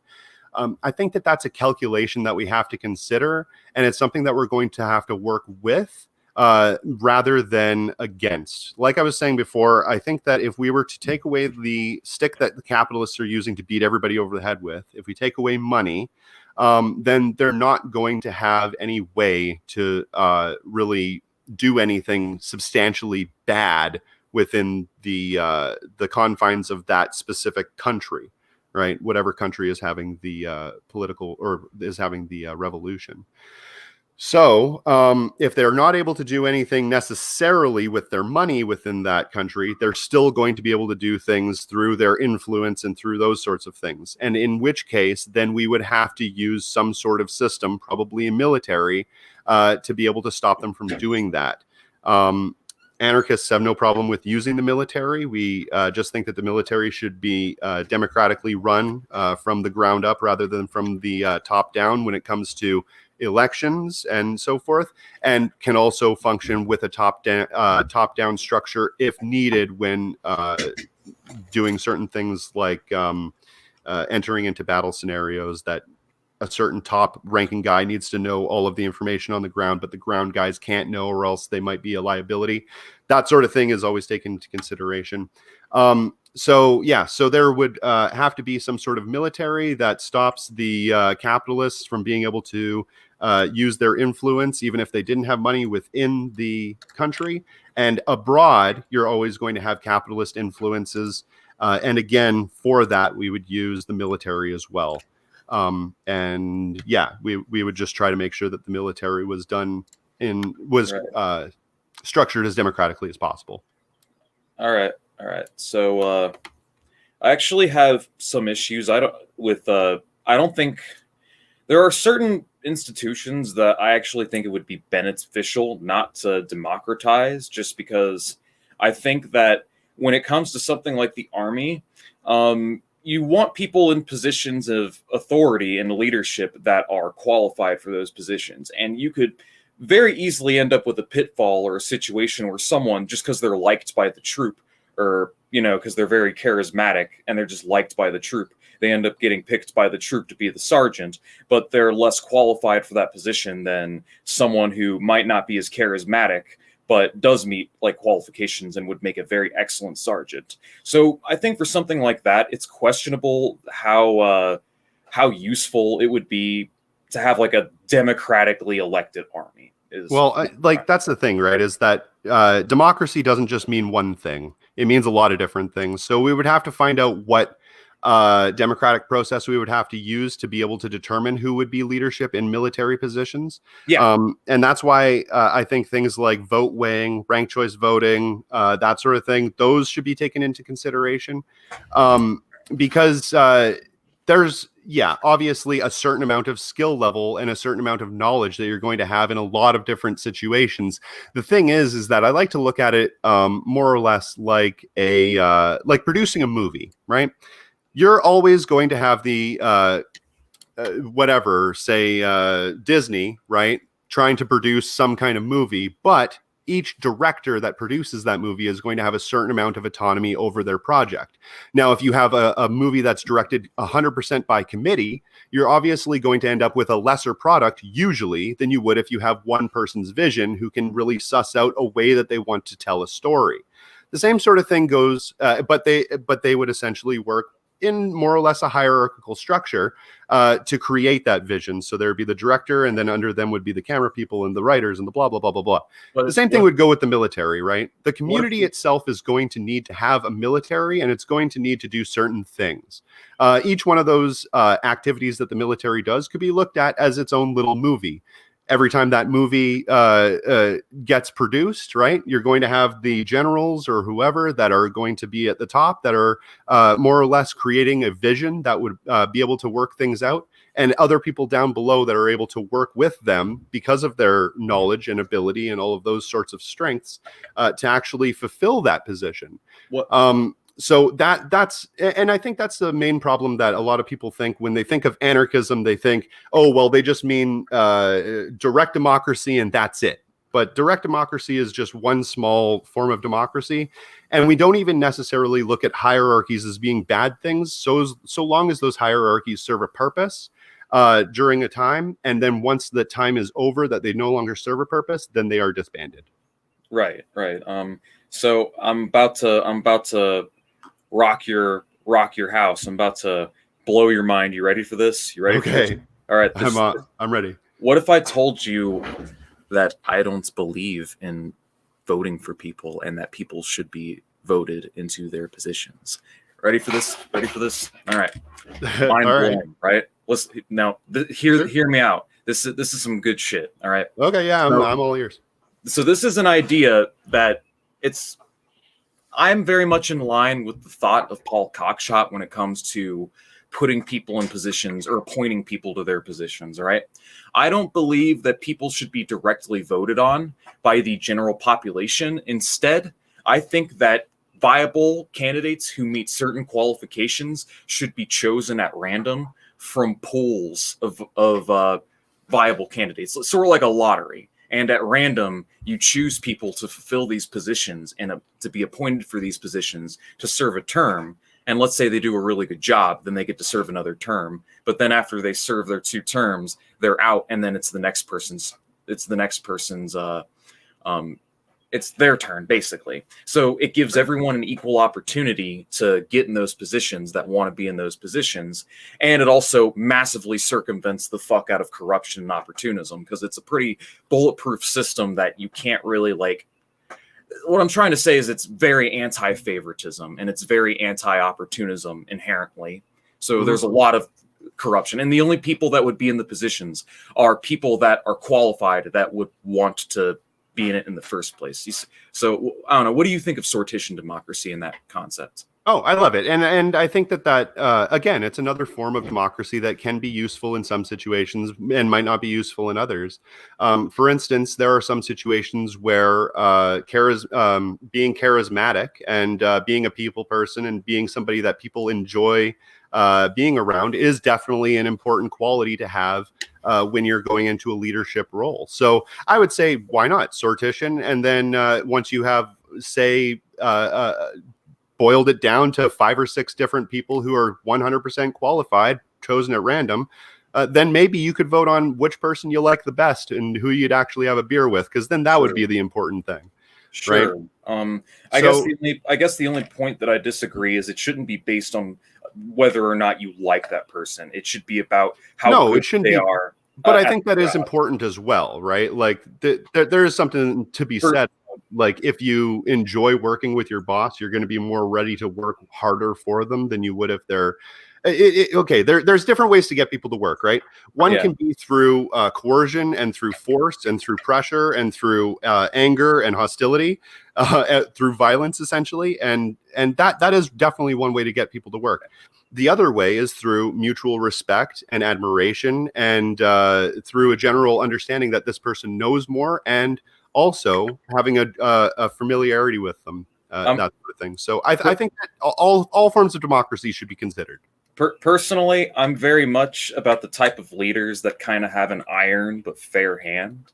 Someone who's got that terror aspect, but he's also got that populist aspect as well. I like someone who's hard, but they're fair. Someone who is committed, and someone who will make the necessary decisions and is able to make tough decisions and do the job right. Basically, I want a person who can make a good omelet. That's what I'm looking for. I'm looking for a good leader. Right. And that's you, right? And that might be whoever makes the decision that they choose to pick the people at random, that might be the kind of person that they like as well. But a lot of other people wouldn't like that sort of thing, and a lot of other people would just refuse to work under those sorts of conditions. So I think it's important, and also maybe not focusing so much on the idea of having a man, right? Not male. I mean, like a person, a single person, handling those sorts of situations at all. Maybe they should most of the time be handled by a group, say of 3 people, that are able to have the point counterpoint and maybe sort of some sort of resolution between them. Really doing it dialectically, sort of. Yeah. Well, yeah. Now we've gone from talking about, well, this is more like this is the point of like a parliament where you have open debate by a group. I still think that having like a president of sorts is important, just because it gives something for people to look up to. Like, but the president's more like a figurehead of sorts. They're not really like they're not really like this omnipotent dictator that's just in control of everything. Their job is like, to be an ambassador with respect to other nations, certain like domestic policy decisions at home. But otherwise, like, I don't think that the leader should be like an exceptionally powerful individual. That makes sense? Oh yeah, no, that totally makes sense. I hate the idea of just having one person as any kind of, like, the idea of presidents to me. I think it really fucks with things. I think that the role of president could be handled by like 8 or 10 different people. All right. Yeah. Like, you mean like I'm about to blow your mind again. You mean like sure. in the DPRK, they've got like a ministry of labor. They've got like a ministry of energy, as well as the army. Kim Jong-un is only in charge of the military. He's not in charge of like the other several ministries that govern different parts of the country. A lot of people don't know that, but the president is. The U.S. president has a hand to say in like every major ministry and like division within the government.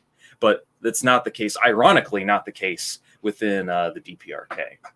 Yeah, and I think that the idolatry and deification that has always been present within the ideas of having one person that rules an entire group of other people is still prevalent within our society. And I think that we need to move as far away from that as possible if we're ever going to have anything that resembles a functioning society. True. Yeah, so that's why I try to stay away from the one, and also like hero worship and that sort of thing. Like, we should be idolizing the people in our communities that do great works, right? Like the firefighters, like the guy that climbs into your septic tank. Like, those should be the guys that get the statues. They're the real heroes. Like, I agree, man. I think people that do like the dirty or the hardest work are the people like manual laborers, dirty job doers. I think these are the people that should be commemorated and celebrated the most within our communities, because it takes a special kind of badass to put out a fire, or clean out a sewer. I can't remember who it was, but they were saying they were a new immigrant to the United States, and they were surprised that even on like great bridges, like really huge bridges, that they didn't have like plaques that like named the workers that built them.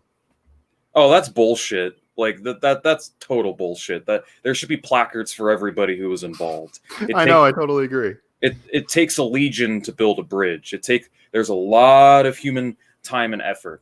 Right. Yeah. And that's why I emphasize time and effort so much. Human beings tragically have a limited time on Earth, and we should all utilize that time to the best of our abilities, preferably. I totally agree. Yeah, I'm in favor of a future where we can realize the best outcomes for as many people as possible. And I think everybody wants that deep down, but we all get lost in the noise of life and get confused along the way. Yeah, I totally agree. Yeah, so I got some more questions, and then we can just shoot the shit for a while. I've only got a few. All right, dude. Yeah. So what are your thoughts on third worldism? Do you know of it? A little bit. Is that the idea that the revolution comes from the third world sort of deal? Yeah, the general idea is that it's the backward, colonized, most oppressed nations and populaces around the world that are going to be the ones leading the charge on the revolutionary front, and that it's the first world countries that are going to be the last countries to go socialist. That's the general idea of it, behind it, anyways. Yeah, I mean, like, I think that that's relatively true. Um, I don't think that we should be rely. Like, here's the thing, right? Is that most of those countries, they are more oppressed there than we are here, and they're going to fight harder. The more the oppression, the harder you fight for it. Um, so obviously, they're going to be the first ones to really take that leap. But they're never going to be able to take that leap if the United States and all of the allies keep toppling democratically elected governments. Excuse me. Yeah, the And issue. overthrowing regimes in the global south and all of these sorts of things. Like, sorry, go ahead. Yeah, well, part of the theory is that that's our job in the first world, is resistance. Our job is to frustrate the imperialists from within the imperial core and undermine the empire from within, so that they're more likely to establish themselves and not get as fucked with as hard. Like the idea, let's say you work in a factory that makes tanks, right? Mhm. You accidentally sabotage a shipment of tanks or send it to the wrong warehouse. You've just bought time for the revolutionaries in the third world, and you took tanks off the battlefield for the imperialists, is the general idea. Yeah. And I think that that's absolutely a great idea. Something Sun Tzu talks about is if you attack your enemy at his front, he will defend his front. If you attack your enemy at his rear, he'll defend his rear. If you attack him at the side, he'll defend his side. But if you attack your enemy everywhere, he'll send forces everywhere, and everywhere he will be weak. And I think that that's exactly what's going on with the United States and with the way that you described third worldism, is that if the United States is fighting on all fronts, if it's fighting in China, if it's fighting in Iraq, if it's fighting in Afghanistan, if it's fighting in Syria, Lebanon, Pakistan, all of these places, and also it has to deal with active insurrections happening here at home, the United States is going to be spreading all of its resources out so thin that essentially anything could blow it over, right? And yeah, I think that that's beneficial to all of the revolutionary groups in the third world, and I think that's extremely beneficial to revolutionary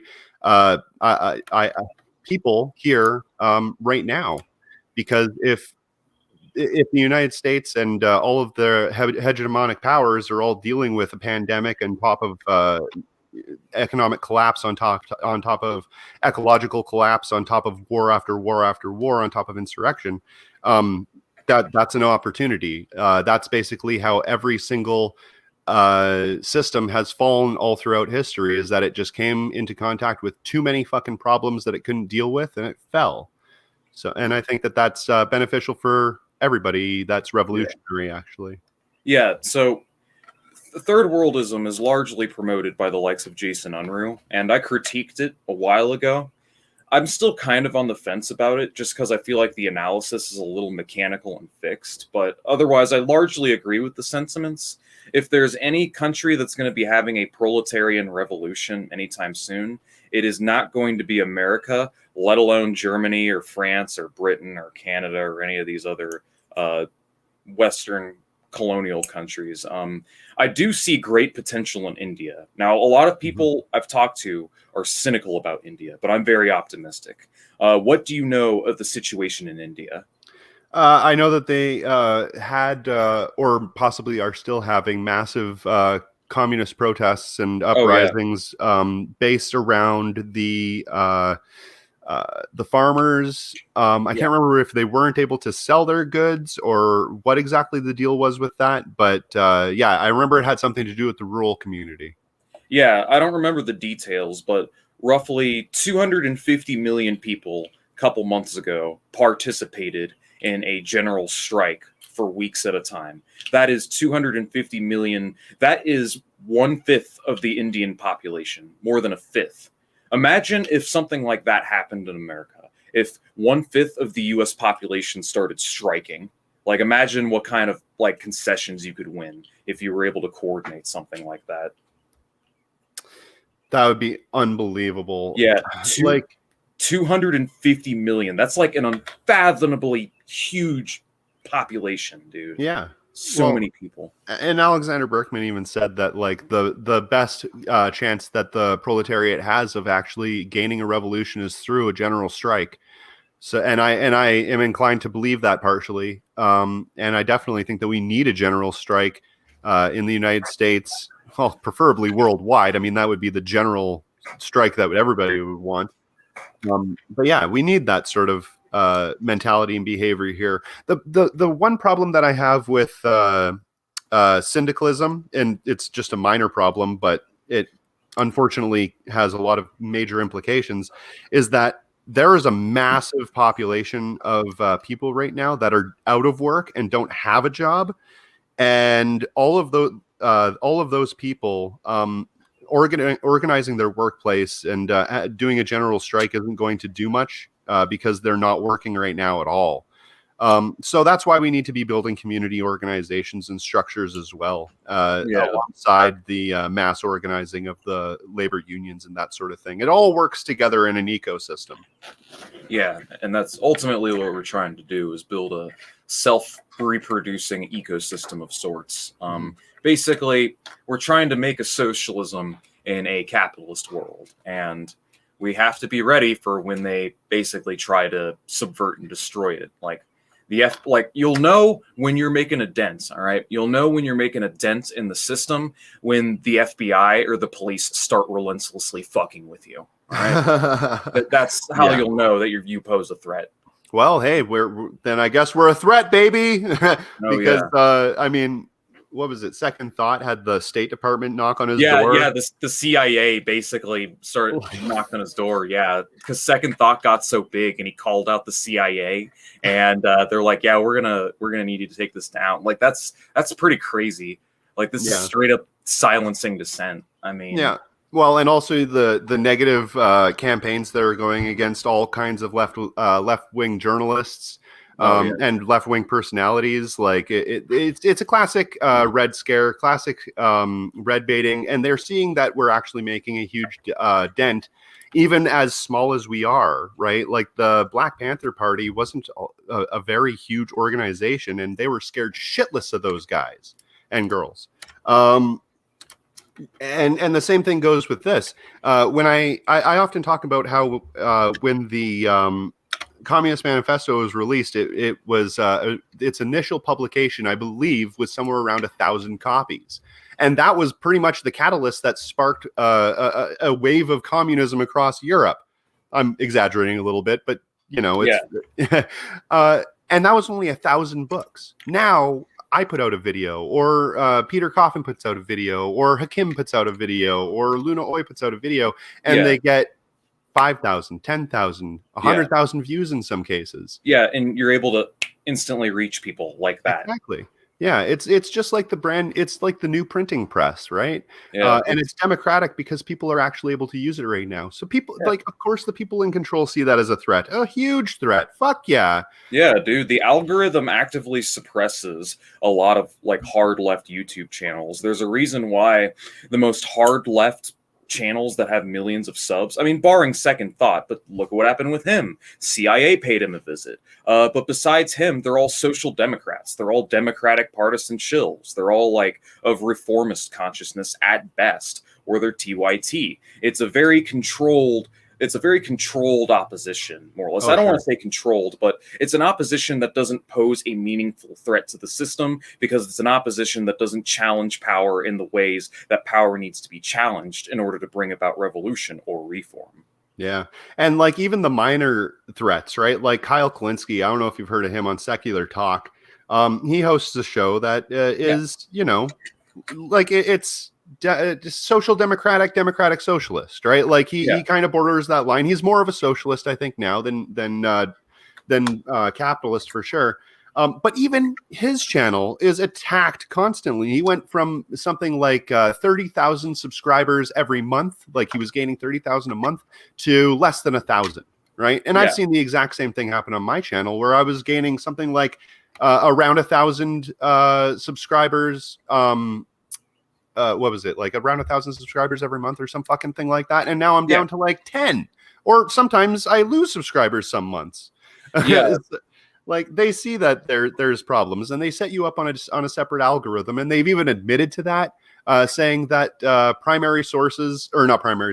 trusted sources, so state propaganda shills, are going to be given primary importance in the algorithms. And that's why you see CNN going from having fucking 15 views 8 years ago to having 15 million views today. Yeah. It's because they're designing these algorithms to direct people to the mainstream sources.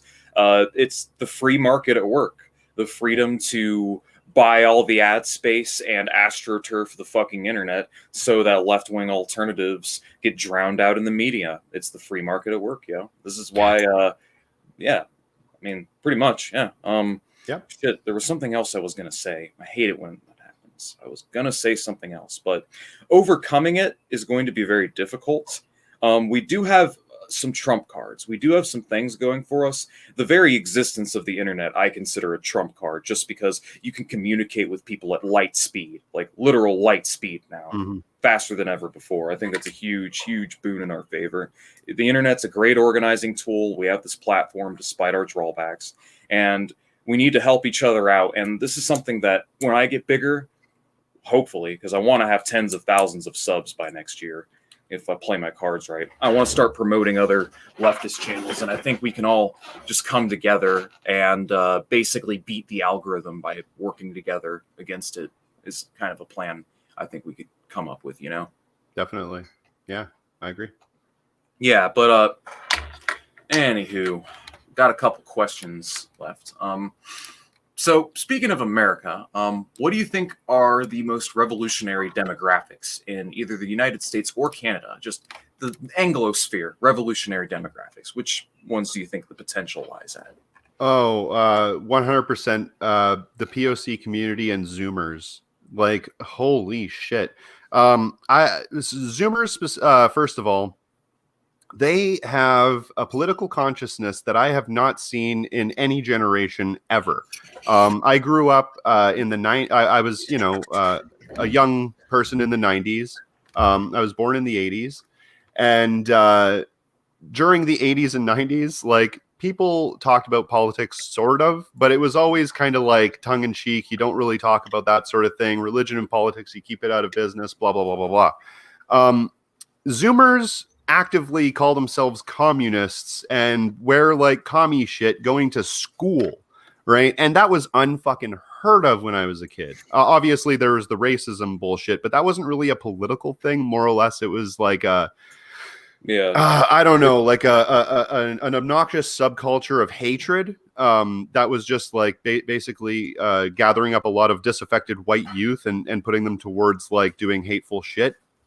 But it wasn't necessarily seen as like a political ideology. Whereas like Zoomers now, like, oh yeah, they are on top of it. It's really cool to see. Yeah, it's because our culture's become so much more political in like the last 8 years. It's become way more political since say 2015. So it's just so much more in your face. People talk about politics way more. And to Zoomers, the contradictions are so much more apparent. I couldn't imagine, like, I mean, it's tough being a millennial, being 26 in this day and age. I can't even imagine being 16 or 17 in this day and age. Like, you've got, like, everything is so expensive. There's no good job opportunities. Like, you've got really nothing going for you. You're living in late stage capitalism. Just the contradictions are just apparent and obvious. It's just so in your face, you know, and they're all so alienated, and they feel the lash of the system in a very unique way. So of course they're going to be more driven towards politics. They see that there are problems and they want to find solutions to those problems. So it makes sense. I totally agree. Yeah, and like the thing is too, is that like when I was growing up in the 90s, things were fine, right? It was great. I mean, like there was Space Jam, fucking slingshots, like fucking super soakers. Like, well, obviously I was a kid, and I'm glorifying the good old days, like every old bedshitter does. But like substantially, people were doing better. And then So I always have something to look back on as being like, hey, there was a good time before. Zoomers don't have that. And people of color don't fucking have that. Minorities don't have that, right? Where they have a time period where they can look back on it and be like, oh man, that was great. Like black people, they can look back in history and be like, oh man, during the 90s, there was still redlining and calling us super predators and stop and frisk and fucking 3 strikes rule and all of these sorts of things. And looking back in the 60s, there was still fucking Jim Crow laws and segregation and anti-gay mobs going around killing fucking queer people because of their sexuality. Like, literally. Yeah, I remember when I was like a lad, like back when I was like 11, 12, I remember when, before I even turned 13 or 14, like before the subprime mortgage crisis, when things were better, I would say like everything seemed that it's most okay and normal and stable until the subprime mortgage crisis. Suddenly, my mom and dad lose their jobs. Suddenly, everyone's unemployed. The bills are mounting up. And we have to siphon electricity off from the neighbor because we can't pay the electric bill. And I'm having like, I'm eating an apple or a peanut butter jelly sandwich, and that's like lunch and dinner. And all of a sudden, I'm like, whoa, something's deeply wrong. And when my dad explained it to me, I'm like, this doesn't even make any sense. Like, we have resources. Like, no one needs to be homeless. This is so stupid. Why is everything so expensive? We have shelves full of food and full of products, but no one has the money to buy them. Yeah, exactly. And even just before that, with 9/11, right? Everything completely fucking changed after that incident. And I know people always say that all the fucking time, but it's true. Like, you didn't see like the standard police officer walking down the street with a fucking automatic weapon, right? Like, that was saved for like fucking third world countries and shit. Like, it's just it's obscene the amount of freedom we've lost just in the last few decades. And a lot of the Zoomers and people of color look at that and they don't look at seeing anything that was good from before. So they've always been, people of color specifically, have always been fighting that struggle. Always been there. And now some white people are feeling it too. So that's why we're talking about it more. Yeah. No, I'm not going to lie. If it wasn't for the subprime mortgage crisis, in all honesty, my political awakening probably would have came a lot later. It wasn't even a true awakening. Really, like, what really sparked my interest in politics for good, for like genuinely real, was the presence of the likes of Bernie Sanders. I do have one other demographic that I'd like to mention. Sure. Now, many Maoists that I know of, tell you what, do not get Comrade Net started on the lumpen. He could write a book on the lumpen. He talks about them so much. He talks about the lumpen in public. I was out with him and he could be talking to a gas station clerk about the lumpen. And I'm looking like, he's not going to know what you're talking about. But anyways, so I think the biggest demographic, the most revolutionary demographic in the United States, which does include POC, I'm talking material economic relations here, but I believe it is the service worker. I believe it is the service worker where the potential lies. I'm talking the warehouse worker, the Uber driver, the construction worker, the Walmart clerk, the Amazon worker, the Kroger store clerk, the cashier, the janitor. You see what I'm saying? Because we're in the service economy now. Yeah, I was gonna say that. It's because we're in the service economy. Absolutely. Yeah. So I think that's where the true potential lies, because this is all low skill, precarious work that people generally aren't employed or remain at for long periods of time. They don't have a lot of security, and people just go from job to job, and people don't like their jobs. People don't want to have a career, flipping burgers, making pizzas, or mopping floors. This is not really like conducive to the mental health of a person who actually wants to make something of themselves. So I think we can appeal to these people most strongly, because there is an underclass in the United States, and it is the service worker, the people making like less than 20 an hour right now. That's the underclass that I speak of. There's a huge generational wealth gap between millennials and Zoomers and boomers. So I think that's what we could do most good trying to tap into. And not to mention the lumpen. The lumpen, obviously, are another demographic that need to be addressed as well. Yeah. Yeah, I totally agree with that. Like gig economy workers, right? Like Yeah, Uber, like YouTube, video Uber, video all Uber. all of those people get paid horribly. Like my job at YouTube, youtube.com is probably like obviously I get the most freedom doing this because I get to come up with my own topics and everything like that. But they don't pay you. Like, they don't pay you fucking anything. You don't get a minimum wage if you're working for youtube.com, even though they wouldn't fucking pay me even if they had to. Yeah. They make all that money off that AdSense and ad revenue, and our earnings are largely contingent on the gratuity of our audiences. Like my earnings from YouTube, it's solely contingent on people donating to my Patreon. Yeah, exactly. Same here. Like, I think I on a good month will make $100, $150 off of AdSense. But more than likely, usually it sits around like $50. Okay, cool. So that's my like phone bill. Not even. Yeah. That's not even a phone bill. Yeah, I mean, I'll take any gratuity from my audience. $50 a month. That's plenty for me. That's gas money. Oh, fuck yeah. Yeah, that's groceries for, well, not anymore. That's half my grocery bill for a week now. Dude, food has gotten so fucking expensive. Rampant inflation. Oh, dude, inflation is hitting like really hard. Like everything has gotten more expensive. It's ridiculous. Well, I'm making like 17 an hour, and now I feel like I'm making 13 an hour again, like I was back in 2013. I think it's 400% food prices have gone up, at least 400%. And they're not talking about it on the news. They don't tell you about it. The thing is, right, Weimar Germany I use as a good example because I see a lot of the similarities between America and Weimar Germany. The parallels.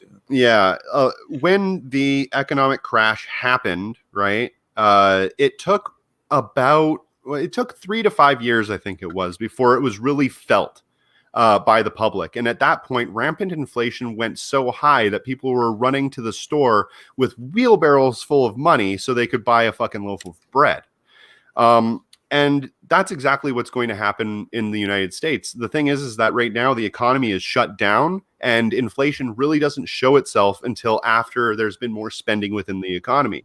So once the economy is fully opened again, now you're going to see inflation start to rise and rise and rise over the course of probably the next 3 to 5 years. And all of the damage that COVID had today, it's just like getting the symptoms of the flu and then ending up dying from the fucking flu. It takes time. It takes a couple of years.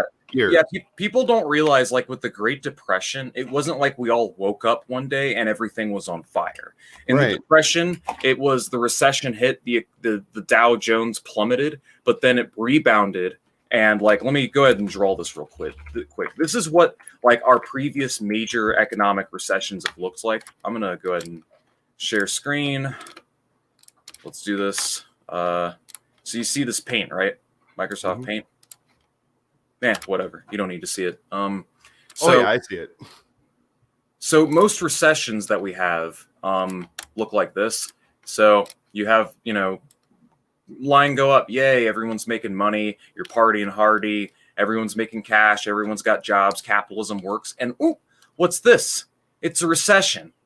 The Dow Jones plummets, say, or the S&P 500 or the NASDAQ. They plummet. But then they rebound. The Fed kicks in, pumping all that money, trillions in liquidity. But then, like, you'll see the larger recession. We're still in a recession, but the long-term trend is actually downward, like this. See that? This is the long-term trend, what's actually going to happen. So for the last year, we've been, like, around here-ish, but now it's just downhill from here. Yeah. Like, the Fed printed all that money. The economy's been crippled, and now we're all starting to feel the effects of all that inflation. It's finally starting to catch up. You bet. And they like to say that, well, modern monetary theory is going to kick in and everything is going to be fine. We can just keep printing money forever. It's no big deal, which is exactly the same thing that China thought in, like, what was it, the 13th century. It's the same thing that Rome thought just before it ended up debasing its currency entirely. Yeah, I don't take modern economists. I don't take modern economists, capitalist economists' words seriously when they talk about the economy, because capitalist Well, economists are it's their almost like job to be it's their job to be optimistic. They're not yeah, they're like a clergy. They're propagandists. exactly. Yeah, it's like it's the one job probably outside of the church where they have to lie to you all of the time to uphold this fucking this falsehood of capitalism being 100% always perfect, and any fluctuation is just a hiccup. Yeah. Yeah, so when it comes to the current recession, a lot of people don't realize this, but they have printed so much money and abstracted away the stock market so much that it is now completely removed from the actual health of the economy. Where you're in a situation where the S&P, the Dow are all higher than ever before, but it's all propped up by inflation. It's propped up by by the Federal Reserve directly buying all that stock. Exactly. So you have this situation on one hand where on paper, because red line went up, the economy must have recovered. But on the other hand, if you look at the actual health of the economy, we're at like 10% unemployment right now. Wages are down. The rich made trillions of fucking dollars off the recession. You've got all these people that are insecure or food insecure that don't have health care, all these new homeless that have been added to the population. The actual health of the economy and the people that produce the value, the workers, have taken a hit. But it doesn't look like that because of the magic money printer. Exactly. Yeah, and this is the logical course of every revolutionary situation in history, where a whole bunch of factors ended up coalescing together, including market crashes and that sort of thing, which creates an instability that essentially leads to a spark that ignites some sort of revolutionary action. And it definitely doesn't help the system very much that it just keeps killing all of its black people.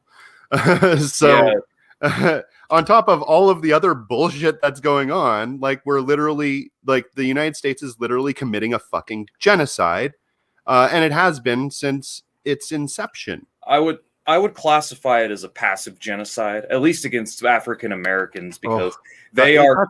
That almost sounds worse. Like it's like they're allowing these people to die and be incarcerated and have their culture destroyed passively. It's the African American community that has actually been hit disproportionately with COVID. Like a lot of people don't know this, but like most COVID deaths, like if you look at the demographics of COVID deaths by race, African Americans actually make up a solid chunk, like a disproportionate amount. Of course, because the African American and other POC minorities like natives and that sort of thing, they all work jobs that are usually in the service sector, and the service sector are also probably, I would guarantee you, disproportionately affected by COVID. Yeah, so I rest my case. So I need to see the charts from ABC. More African Americans are dying from COVID than any other race in South Carolina. Well, that's not the whole country, but the general point remains that like black people are disproportionately hit by COVID, which is very true. They're disproportionately hit by capitalism as well. They are disproportionately fucked by the system, and that's the reason why, in my experience, black people tend to be very in tune with their class consciousness. Like virtually every black person, not all, of course, but many of the African Americans that I've like worked with and talked to are they're like instinctually Marxist. They're almost instinctually like someone who, like when someone is being bit in the ass by the system, they instinctually develop, this sort of consciousness. Like they just sort of know it. Yeah. Conversely, you can have people that benefit from the system that claim to be Marxists that, don't know shit about Marx and actively distort it. So that's a very interesting dynamic. Well, and also concepts of mutual aid stem directly out of the slavery that happened in the United States, where human beings that were enslaved would actually get together and do bake sales and stuff like that and exchange goods and services and so forth with one another so they could actually so they could thrive a little bit and survive. So yeah, of course it's instinctual here and I think that's instinctual for all human beings, to be completely honest. No, Mutual aid is a factor of evolution. Yeah, no, I'm not singling out black. Oh yeah. No. I don't think that you are. But here in Canada, especially in my part of Canada, there are not a lot of black people here, but we do have a lot of Native American, Indigenous people, Native Canadian, and they all culturally, like through their teachings, not instinctually, but also through literally their spirituality and through the way that they treat their culture and their families and all of these sorts of things. They're almost like a sort of Marxist as well, where they really believe in mutually giving to everybody, offering small gifts in exchange for help and for teachings and that sort of thing. So, yeah, I mean, that's why the people of color and the Indigenous population is going to be the leaders of the revolution, because they've been dealing with this the entire time. We're the Johnny-come-latelys on this. We didn't even fucking notice it existed until now. So we have to listen to what they have to say. They already have a good understanding. Yeah, of course, because they're the ones that have bore the most brunt from the fallout from the system.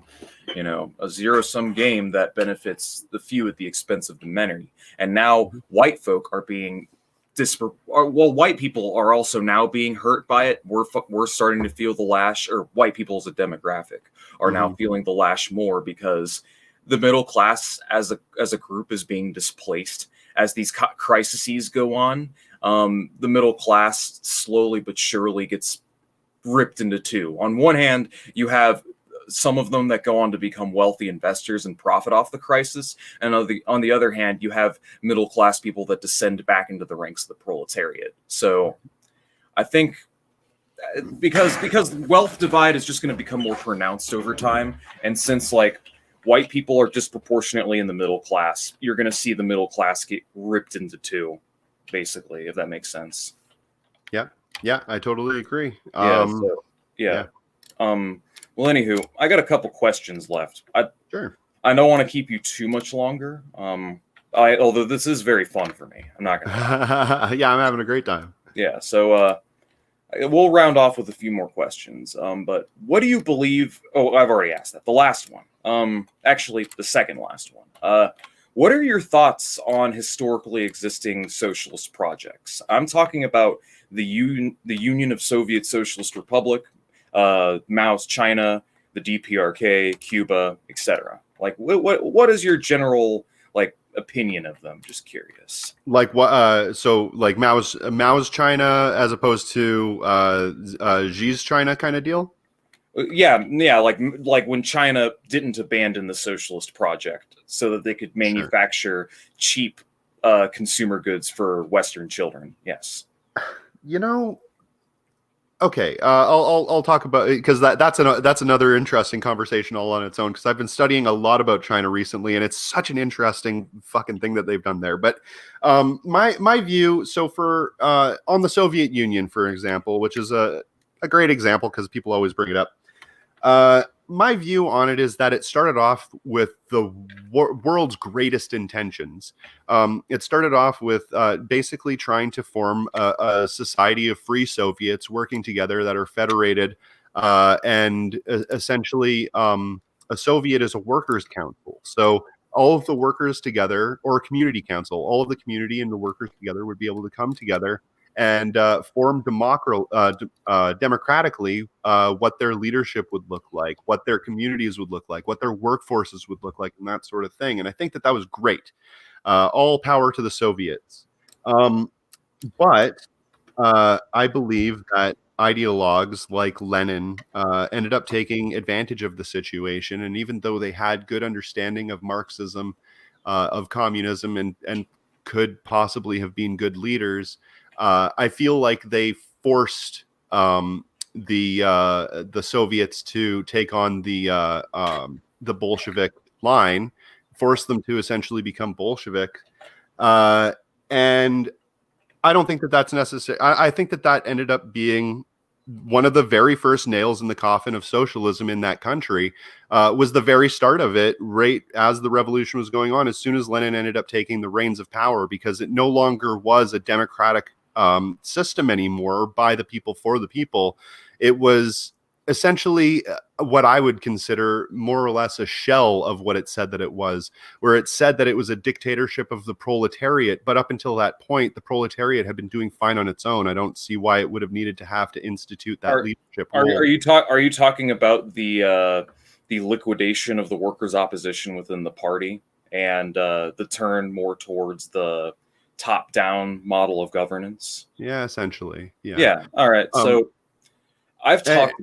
And I was just going to finish off my my thought. So that's as far as the Soviet Union is concerned. As far as Mao's China versus the China of today, I think that Mao had a lot of really great ideas. I see a sort of similar path, except for I don't think that Mao was necessarily forcing himself into that position, though I could be wrong. And the way that the current model of China is going is extremely interesting if you cut through the bullshit and you actually try to find out exactly what they're doing.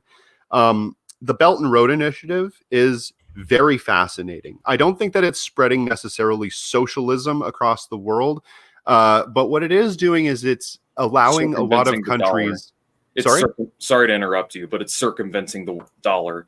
Anything that undermines U.S. hegemony is a good thing. Maybe. Well, yeah, and also it's building up the economies and it's building up the infrastructure of those areas in a big way. Yes, it is a debt trap, and yes, Xi could use this in all kinds of ways to manipulate those countries and so forth. But at the same time, it is elevating those countries to a position where they're more or less modernizing, and China is kind of spreading their whole doctrine all across that area. Is it going to eventually lead to socialism? I don't know. I really don't think so. But I also don't want to speculate on where it is going to go. Just like they say that they're trying to move towards socialism. I'm not going to believe them because they're a state, right? But I hope for the best. All right. So on China, real quick. Sure. The reason why I don't think they're in transition to socialism is because they completely rolled the clocks back on it and abandoned the project after Mao's death, more or less. And they've actually been moving more in the direction of privatization and liberalization for decades, because they're now plugged into the global economy, and now they have to adhere to the laws of capital.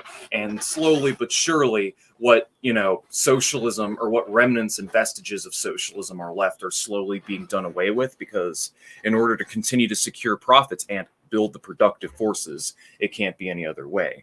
I mean, that's just the general trend. So I know some people are going to disagree with this take. I don't believe China to be a socialist country. At best, they are a hardcore social democracy because of their ability to institute state planning when necessary and need be. I agree with that. Yeah, they're a hardcore red social democracy at best. But I would say they were a lot closer to socialism under Mao Zedong than they were after the death of Mao, because, they had the communes, full employment with the Iron Rice Bowl. They had the barefoot doctors. They had a lot of social programs. There were even some communes that actually abolished money. Wow. Yeah. And I don't believe that the capitalist road was at all necessary in China. I hold that if the Chinese could have just cut the nationalist bullshit and mended their relations with the Soviets, and the Soviets could have, cut the chauvinism on their side, and they were able to put aside their differences and mend relations, China could have just traded with the Soviets, and they would have still been able to build socialism and still grow their economy just as fast, if not faster. And in regards to the USSR, a lot of people will bring up the abandonment of workers' opposition, or the formation of lockstep or siege at the beginning of the revolution, and as a point against the Soviet Union. And Aaron, I want you to know something. I personally do not like siege economies. I don't like bureaucracies. I don't like autocracies. All right. So when I uphold these experiments and I uphold them as projects, as the best implementation of the products that there could have been, or projects, I mean, I do so because even though it's far from my ideal, it still was the first worst attempts at building communism. And the Soviets in their day achieved incredible things, and they did a lot of things, great things, that I am not convinced, just based off the evidence I've seen, that they would have been able to achieve had they stayed on the capitalist road or maintained the road of monarchy like they did. I hold that Stalin, while far from perfect, and the Bolsheviks were a preferable alternative to what else could have come along, in all honesty, because of what they were able to achieve in their time, albeit excesses and, bureaucracy and so on. Did you know that both Stalin and Khrushchev railed against the bureaucracy and tried to institute democratic reform? I think I did know that. It's been a while. Again, it's been a minute since I've really delved into the history. But yeah, I believe you. Well, no. Grover Furr, I know I'm citing Furr. He has an article talking about this on his website where there were multiple occasions where Stalin actually tried to implement reforms that would allow like multi-candidate elections, even like multi-party elections, and would have made the system less top-heavy and more bottom-up in terms of democracy. Because I hold that in order to have a properly functioning socialist system, you can't just maintain siege socialism forever. You eventually have to give more, like, you eventually have to introduce checks and balances, the ability to criticize and self-criticize, as well as more feedback from below so that you can get more accurate and proper planning. And Stalin did try to do this before the purges of 1936, as well as right before his death with the Khrushchev's securing of power through his soft coup. And even Khrushchev railed against the bureaucracy in his speeches. Did you know that Khrushchev tried to implement like term limits for people that were in positions of power in government? Oh, wow, really? No, like Khrushchev tried to do it, and I wish I had the reference for it. I will email you that reference once I find it if you want it, but yeah, sure. Khrushchev tried to implement term limits, which would have effectively made it so that you don't have the same person in power for 20 to 30 years at a time. Instead, you have them retire, and then you have new candidates come along from younger batches to fill those roles and positions. At the same time, of course, he criticized it, but unfortunately, a lot of these debureaucratization moves that were done by Stalin and Khrushchev, and even like, the problem is that it was the bureaucracy itself that fought back. It was the central committee that overruled their will. Like, that's the reason why they were never able to implement it or do it. So you end up with this. You end up with this system where you have a bureaucracy that has its own interests and wants to preserve its own interests, basically. And at the same time, after Khrushchev, you had Brezhnev come along, and with the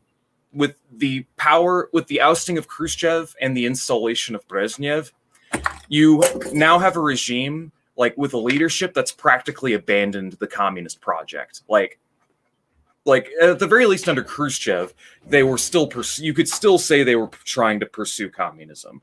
But under Brezhnev, things just sort of stagnated politically. There was a lot of political stagnation. Brezhnev liked to sit on the fence post and just coast along. He didn't want to implement any reform that would have helped with a lot of problems. Brezhnev wasn't really that great of a leader. His foreign policy was solid, but beyond that, I don't really think he was that great. But long story short, due to a number of conditions, due to the material conditions, you end up with a situation where the Soviets had to establish a siege-type political model in order to hold out against the entire capitalist world, because, as you know, they were the only successful socialist revolution. The European revolutions failed, but the revolution in Russia was the only one that succeeded. And without, without any first world countries to help in construction of the project, you're on your own. And when you're facing sabotage from outside, as well as defeated classes from within that want to reestablish themselves, do you not see how the conditions for siege and for top-down bureaucracy, like the seeds get planted for that? Yeah, I can see why the seeds would get planted for that, and also I can see why so many people would be falling on the side of thinking that that's the only way to do it. Yeah. You may not have caught this because It's not. Oh, I'm go ahead. sorry. Let me just say one last thing. It's not that we want to do it. All right. It's not. Nobody wants bureaucracy. Nobody wants nobody wanted these things to happen. They happened because the alternative was you abide by your original decentral libertarian socialist principles, and then you just get bulldozed by the fucking 14 countries as well as the whites that are just going around burning and looting villages like pirates. Yeah, I mean, I think that that's a false dichotomy. I think that there would have been no problem for them to work together to create a more democratic system. But the fact of history remains that they just didn't do that, right? So I can't, from my armchair, yell at the Soviet Union, who doesn't exist anymore, about how they should have went about doing the revolution. They existed in a time where that sort of ground-up democracy, bottom-up democracy, wasn't really looked at as being a thing, right? They came about during the time of when fascism and nationalism and all of these things were really, really rampant. And the idea of having an autocrat or a dictator or a person at the top making all of these decisions seemed like it made a whole lot of sense. Yeah. But nowadays, I don't think that that's necessarily needed. I don't think you weren't here for this because you had to go to the bathroom, but I was talking about how under a libertarian socialist or an anarchist country, there would be no reason why we couldn't use military force and have certain hierarchical structures that form and evaporate when necessary. So there's, I would say, no reason why we couldn't have a form of siege anarchism, right, where we used a very militant model of military that was organized democratically, that wouldn't be able to uphold its position in the world stage. I don't see why that wouldn't necessarily be a possibility. It's possible. But the main point I'm trying to drill at, it's that it's not like it's hardwired.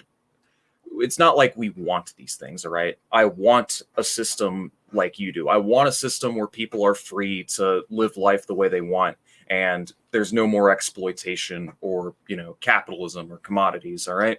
Yeah. I mean, and Lenin wanted these things too. Like, all these leaders, they were all committed communists. Like, it's just any country that is being encircled by a more powerful country or multiple more powerful countries that is also dealing with internal threats as well as external, that's generally impoverished, unstable, backward, and undeveloped. Do you see the shaky ground that you're building this project on? You're building a project on very shaky ground on untenable positions. I would argue that irrespective of ideology, in order to preserve yourself, regardless of what your socialist, capitalist, fascist, anarchist, whatever political economic structure you have, you're going to need to take the siege model. Like, look at Iran. Do you think Iran would have turned out the way it was if it wasn't for the relentless sanctions and cooing and fucking with that America does to it? Sure. Oh, absolutely. Yeah. And I don't see any reason why you wouldn't need to have a strong military force that was upholding the ideas and freedoms that we fought for. I just don't see any reason why we would need to have that be a top-down centralized group. I think that through the Soviet Union, we can learn that whenever they gave ground, right, they had a model of essentially the ends will justify the means, right? When the old saying goes, the means you use to achieve your object soon themselves become your object. And unfortunately, what they used to achieve their object of revolution was authoritarian dictatorship tactics. And what resulted from that was an authoritarian dictator or dictatorial regime. I would say that it was better in many, many, many ways from the United States, right? Better than most of the Western powers. It actually gave the people, more freedom. But I would, in some cases, less freedom in others. But I would say that when we are trying to achieve a revolution, what we have to do is make sure that the way that we are going about achieving that revolution reflects the way that we want the revolution to have its outcome. Because if we don't do that, then we put ourselves down the path of repeating the exact same mistakes that we learned the lessons from China and from the Soviet Union. Yeah, there's a lot to take away from historically existing socialist projects. And I have plenty of criticisms that, like genuine criticism that you could levy from their mistakes as well as their issues and problems. The problem is that I never get to fucking levy them because I constantly have to be on the defense against people that are parroting Robert Conquest and Solzhenitsyn, as well as like straight up CIA propaganda about historically existing socialist projects. So I'm in. Sure. Do you not see how I'm put up in a position? I'm put in a position, similar position as the Soviets, where criticism isn't tolerated. I'm always on the defense. Like, I do have my criticisms. I don't like a lot of the stuff that they did. It's just, and I'd love to voice them if I wasn't always on the defense, is what I'm trying to say.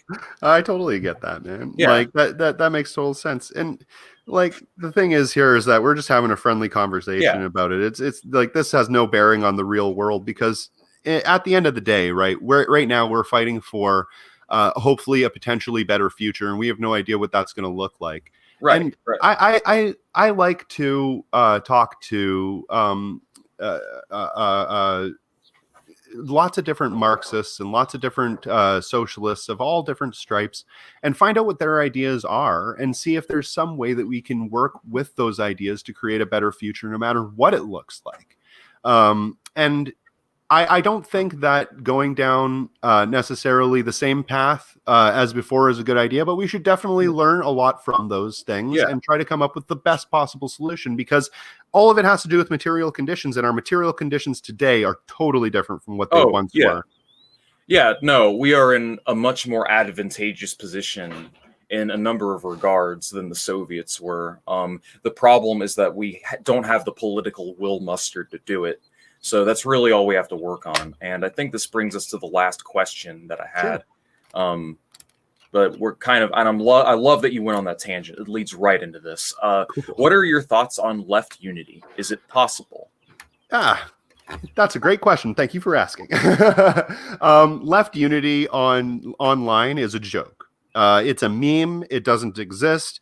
Because essentially the online sphere doesn't allow for it to exist. And I don't think the online sphere allows for any kind of unity in reality to exist. Specifically talking about Twitter, YouTube to a lesser extent, but still in there. You can try to ally with as many people as you want to online, but unfortunately, because the internet is permanent and people like to smear each other, and there is a financial incentive in destroying socialist movements online, that actually working together in leftist spaces is not really tenable.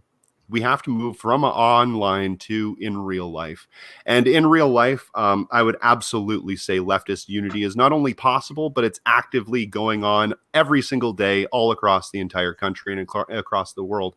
And not just leftists, but unity among all working people. With my Community Fridge initiative, it's not just a bunch of anarchists or communists that are there. There are a couple, but most people are just regular people. Some are center right, some are liberals, some are center left. A lot of them are just little old ladies that want to help make the community a little bit better. But that's what we have to be focusing on, is not necessarily this leftist unity or de-radicalization or any specific thing.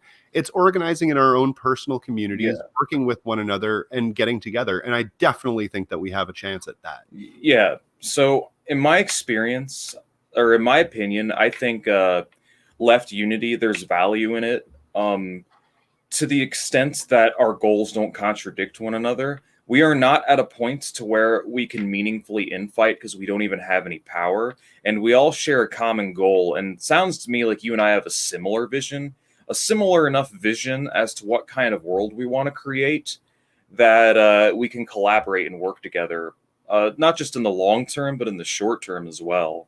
So my stance is, when you go, like you said, when you go in the real world, and you're actually working with people in the real world, you'll notice that the ideological differences you have when you share common goals tend to disappear. They tend to cease to exist, right? Like, when I've worked with soc dems, I've worked with anarchists, I've worked with liberals, I've worked with a variety of different like left or center left tendencies. And honestly, when you all share a common goal, like I don't know, a ballot, getting a ballot initiative on a ballot or something, then like I said, those differences kind of disappear. And I think it's where we can find points of unity, and we focus on those points of unity that will be at our strongest. Yep, I totally agree. Yeah, you sound sleepy. Oh, I am exhausted. Yeah. It was a long night last night. The protests were going on in what was it, in Chicago, Portland, all across the United States, and we have to keep up on it. So I was up until the very end, and that was a late night. making videos, or what were you doing? No. I'm involved in a lot of different organizations. So essentially, with keeping tabs on all of that, it was just basically gathering intel. Right. Well, it's good to hear that you're out there doing that kind of work. I mean, it's good that you care. We need to. All I'm trying to do is focus on getting more people that care and getting more people to understand. And there's something I partook in very recently, and I don't even want to bring it up because it's something I'm trying to put behind me after I do my follow-up video. But it was I went to debate you know who, all right? Yeah, it's like everybody's talking about him like he's Voldemort, but okay, fair. Yeah, I don't even want to say his name, but we all know who we're talking about. And I tried to. It's so much more difficult to convey these ideas when you're talking to someone who's deliberately going out of their way to sabotage the conversation. What was your conversation about? I didn't catch it. Oh, I mean, I can just send you a link on my channel, but basically it was a debate that I had planned. I was going to go on there and we were going to talk about actually existing socialism and markets versus economic planning. And I do remember that. I remember you doing a really good job, actually. Yeah. Oh, well, I appreciate that. I'm glad that you thought that. I think I could have come out stronger on certain points, but like I said, it's hard to debate someone who just it's not even that he doesn't get it, it's that he doesn't want to get it. You know, I've seen the thing. Yeah. And okay, so the problem there, right, is that obviously there is a certain amount of incentives for everybody to do the things that they do, and it doesn't pay very well to rail against social democracy and liberalism. So I mean, maybe that has something to do with it. I'm not entirely sure. Honestly, it's just in his mission statement. It's about de-radicalizing people from both the hard right and the hard left. And honestly, even though you say you're an anarchist, I'm sure if you talked to him, like, if the topic of like socialism came up and you even came up as like moderately sympathetic, like not even saying like to my degree, you don't have to go full tanky, but if you were just moderately sympathetic to it, he would call you an apologist and stonewall you. Like that's the kind of person he is, you know? That kind of tactic, right? That kind of debate tactic is obviously it's greasy and it doesn't serve anybody's interest very well. In fact, I would say that it's actively damaging, especially if we're having conversation between leftist groups that genuinely want to do better for this for the world. And what it essentially does is it creates an us versus them situation, where everybody on one side is screaming, tanky, tanky, tanky, you're a fucking red fash, you're a genocide denier. And the other side is screaming, oh, well, you're a Nazi apologist and rad lib and blah, blah, blah, blah, blah, blah, blah, blah, blah. Yeah. So, yeah, all of this, like, there's incentives for everything, right? Some of it comes from trauma. I'm not going to say that it doesn't. Sometimes people feel as though they've been attacked so many times that they need to defend themselves, and everybody that is slightly different from them, they need to attack and belittle and demean because they are the other, and they have a trauma-centered brain, and they think that everything that the other person does and says and whatever is going to be against them.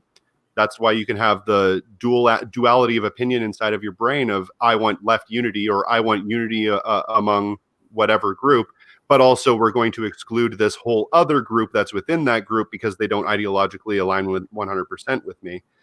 And obviously, there's the financial incentive behind the YouTube and Twitter and Twitch algorithms and every other promoting liberal talking points and pro-state talking points.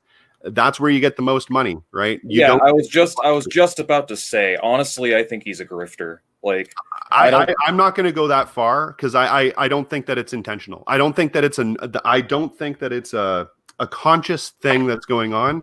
I feel like the creator influences the audience, and the audience influences the creator. And if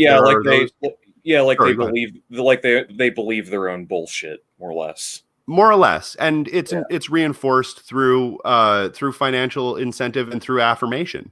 When you get likes and retweets and everything like that, it makes you feel good. And then at the end of the day, when you get a bunch of donations after saying, hey, vote for Joe Biden, that makes you feel good and it makes you financially profit, right? Yeah. So honestly, if you're talking about a political streamer or a streamer that makes most of their money off of live donations, it would be the easiest fucking thing in the world to move that person to whatever position you wanted to pay them to go into, because all you have to do is spend, say, $85 on one stream, throw a couple of $2 donations every time they throw in state propaganda, and then bam, you already got that person mentally wired to believe that pushing state talking points actively gets them more profit.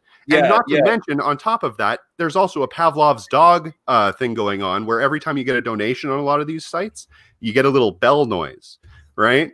Which it instinctively makes you, in the back of your brain, wire those two things together. So if you say a hot take about something, you get a little cookie, a little donation, and you also get a little bell noise. So then every time you get a donation, now it works in reverse, where you're like, oh, maybe I need to say another hot take, blah blah blah blah blah. It's all very it's all very propagandistic. It's done this way on purpose. I think that's what's the quote? The quote, I don't know who said it, but he said something along the lines of, it is difficult to get a man to understand something when his paycheck is contingent on him not understanding it. Exactly. That's a perfect example. I should probably stop using the word grifter. I don't think you're right. He's not being deliberately dishonest. He's just it's just a very strong bias that's just and it's a bias that's very wrong, but it's awarded, and it just sucks. It sucks. It really sucks, and it hurts. It sucks because the algorithm in YouTube rewards cancer like that. It rewards cancer, and this is why I'm going to move away from attacking individuals. I want to attack ideas, and just bad ideas. I want to criticize bad ideas more than anything else. But I am going to make a video on radical liberalism eventually. I'm still writing an essay, and it is a problem. All right. What do you know of radical liberalism? I lied. I got one more question for you. Okay. As a political ideology, I don't know. But as a colloquialism, I would say that radical liberalism seems to me to be a insult that's thrown at people when they aren't necessary. I can't say that it's an insult, actually, because there is some grounding to it. But essentially, I think that it's somebody that poses as a leftist that usually tries to push liberal talking points that ends up sheepdogging a lot of leftists towards liberal ideology. Is that kind of true? That is exactly what it is. All right. Yeah. It is pretty much liberals that wear the aesthetics of leftism. They might even co-opt our language, or they might act and rhetorically speak like someone who's radically left-wing. But then when you look at their praxis and their behavior, they're no different from a common liberal. So here's an example. Let's say you have person A who says they want socialism and they want to achieve socialism and revolution, but then they shit on every socialist project that's ever existed, ever. And they, at the same time, denounce people who defend those projects. And then the extent of their advocacy and political work doesn't even involve any groundwork. It just amounts to canvassing and supporting an established right-wing bourgeois party. So if all of your advocacy is that of a liberal, and the rest of your behavior mirrors that of liberalism. I mean, how does that make you any different from a common liberal? Yeah, and it doesn't. It is exactly the same. Well, we have to Yeah. remember leftist ideology and language and symbolism and blah, blah, blah has all been co-opted by capitalists, by fascists all throughout history. So this isn't new. Yeah. Something that Zanzi says a lot is politics are something you do, not something you are. And you can say that you're whatever, a classical liberal or an anarchist or a social libertarian or a left libertarian or whatever you want to do all day long. But at the end of the day, it depends on what you are actively doing. What are you promoting? How are you actively engaging with that sort of thing in real life?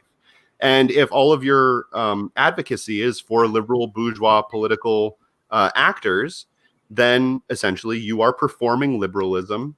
If it looks like a duck, walks like a duck, doesn't talk like a duck, but acts like a duck, then it's probably a duck with maybe a speech impediment, or they're, confused. Yeah, exactly. And I'm going to have a video dissecting it, and I'm going to be getting into some hard theory. I'm going to be talking about capitalist realism, cultural hegemony, and how to basically combat the propensity for capitalists and capitalism to try and co-opt and neuter radicalism and basically turn it into something that doesn't pose a threat, because it is a serious fucking problem that needs to be addressed.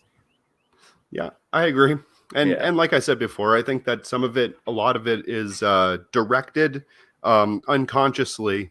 And it's like a Pied Piper thing, right? Where all the rats start following the Pied Piper and they don't know why. Yeah, like look at Bernie Sanders, In the end, he ended up being a tool to the establishment because he dropped out of the race like as soon as the pandemic hit, and then he just immediately backed Biden. He refused to attack Biden on any substantive points. Like, have you seen the general or the primary debates? Like how Bernie kept referring to Biden as his best friend, his good friend. Yeah, my good friend Joe. Yeah, he would never attack Biden, and like, oh wow, so you care more about your friendship with the Bidens than you do about, winning this race and saving and helping countless lives like you say you will. That's like straight up a cynical careerist move. Like, if I'm friends with you and I'm trying to achieve a goal, but you're getting in the way of that goal, but I'm sorry, but I'm gonna have to fight you on it. Like, it's nothing personal. Mm-hmm. Like, it's just sad. No, it is. And the thing about Bernie Sanders is it's an unfortunate reality, but it's true. It comes back to the very first thing that I was talking about, how when you work within the system as a politician, even if you are a socialist, you have to give up a certain amount of your socialism so you can actually function, right? And he's known as the Amendment King. He got so many amendments passed within all kinds of bills and this sort of thing. None of those amendments were socialism. They were just reforms of capitalism. Yeah, they were just tweaks. Exactly. They were good. They were good tweaks. They were helpful tweaks. They were useful tweaks. But at the end of the day, they were still just the shadow of socialism without it actually being that. And Bernie knows that the way that you get in, that you stay in political power in that office is you go along to get along. And even though he fought good fights several times, he always knew when to fall back and when to hold back. And that was a political calculation on his part to say that Joe was his good friend. And it was a gross one. And it ended up losing a lot of people, any sympathy that they had for him. And also, Bernie Sanders, he didn't reach out to POC. He didn't reach out to Black people nearly enough for them to really take him seriously. And that was a major problem, too.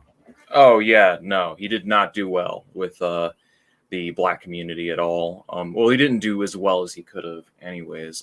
But in all honesty, it's a tragedy, because if you're going to use entryism and you've got clout and leverage, I mean, you got to use it, like he could have threatened to do third party and screwed over the Democrats if he wanted to, but he doesn't, because Orange Man bad and the Republicans, it's funny. Like, there are quotes by Marx and Engels, like quotes that straight up say, you shouldn't just tail the Democrats, or you shouldn't tail the more right establishment party just out of fear that the reactionaries might have a chance of taking power. It's just tailist, and it's really unproductive to the long-term health of the cause. It's opportunistic is what it is. Mm-hmm. Yeah. Yeah, I totally agree. Yeah. Well, anyways, do you have any closing thoughts? Because I think I'm about ready to wrap up here. I got to pee again, and we've been running about 3 hours. Oh my God. I thought it was running long. Okay. Yeah, no, I'm totally cool. I just want to thank you for having me on. I really appreciate it. And I got to pee too. So yeah, I appreciate you coming on, comrade. It's good to meet your acquaintance. Hope to have you back again sometime. Fuck yeah. Absolutely. Anytime. Just message me and we'll set it up. Yeah, no. One last thing I will say is Comic-Con. We need to have a Comic-Con. We do. We need to get all the leftist YouTubers in on it. All the good ones. Like, I'd love to speak to Non-Compete sometime. He seems pretty cool. I think that what we need to do is Comic-Con is going to only just be Thunderdome, and we're going to essentially put 2 bread tubers in, 1 bread tuber leaves, and then we're finally going to solve who wins the battle of ideological differences, the woke scolds or the dirt bags. We're going to do the whole thing. It's going to be a matchup. It'll be fantastic. It'll be like wrestling all over again, but lots more death and blood. Battle Royale, hell yeah. Fuck yeah. Well, hey man, I'd love to have you again sometime. Thanks for coming on. I'm gonna go ahead and kill the stream. See you guys. Bye everyone.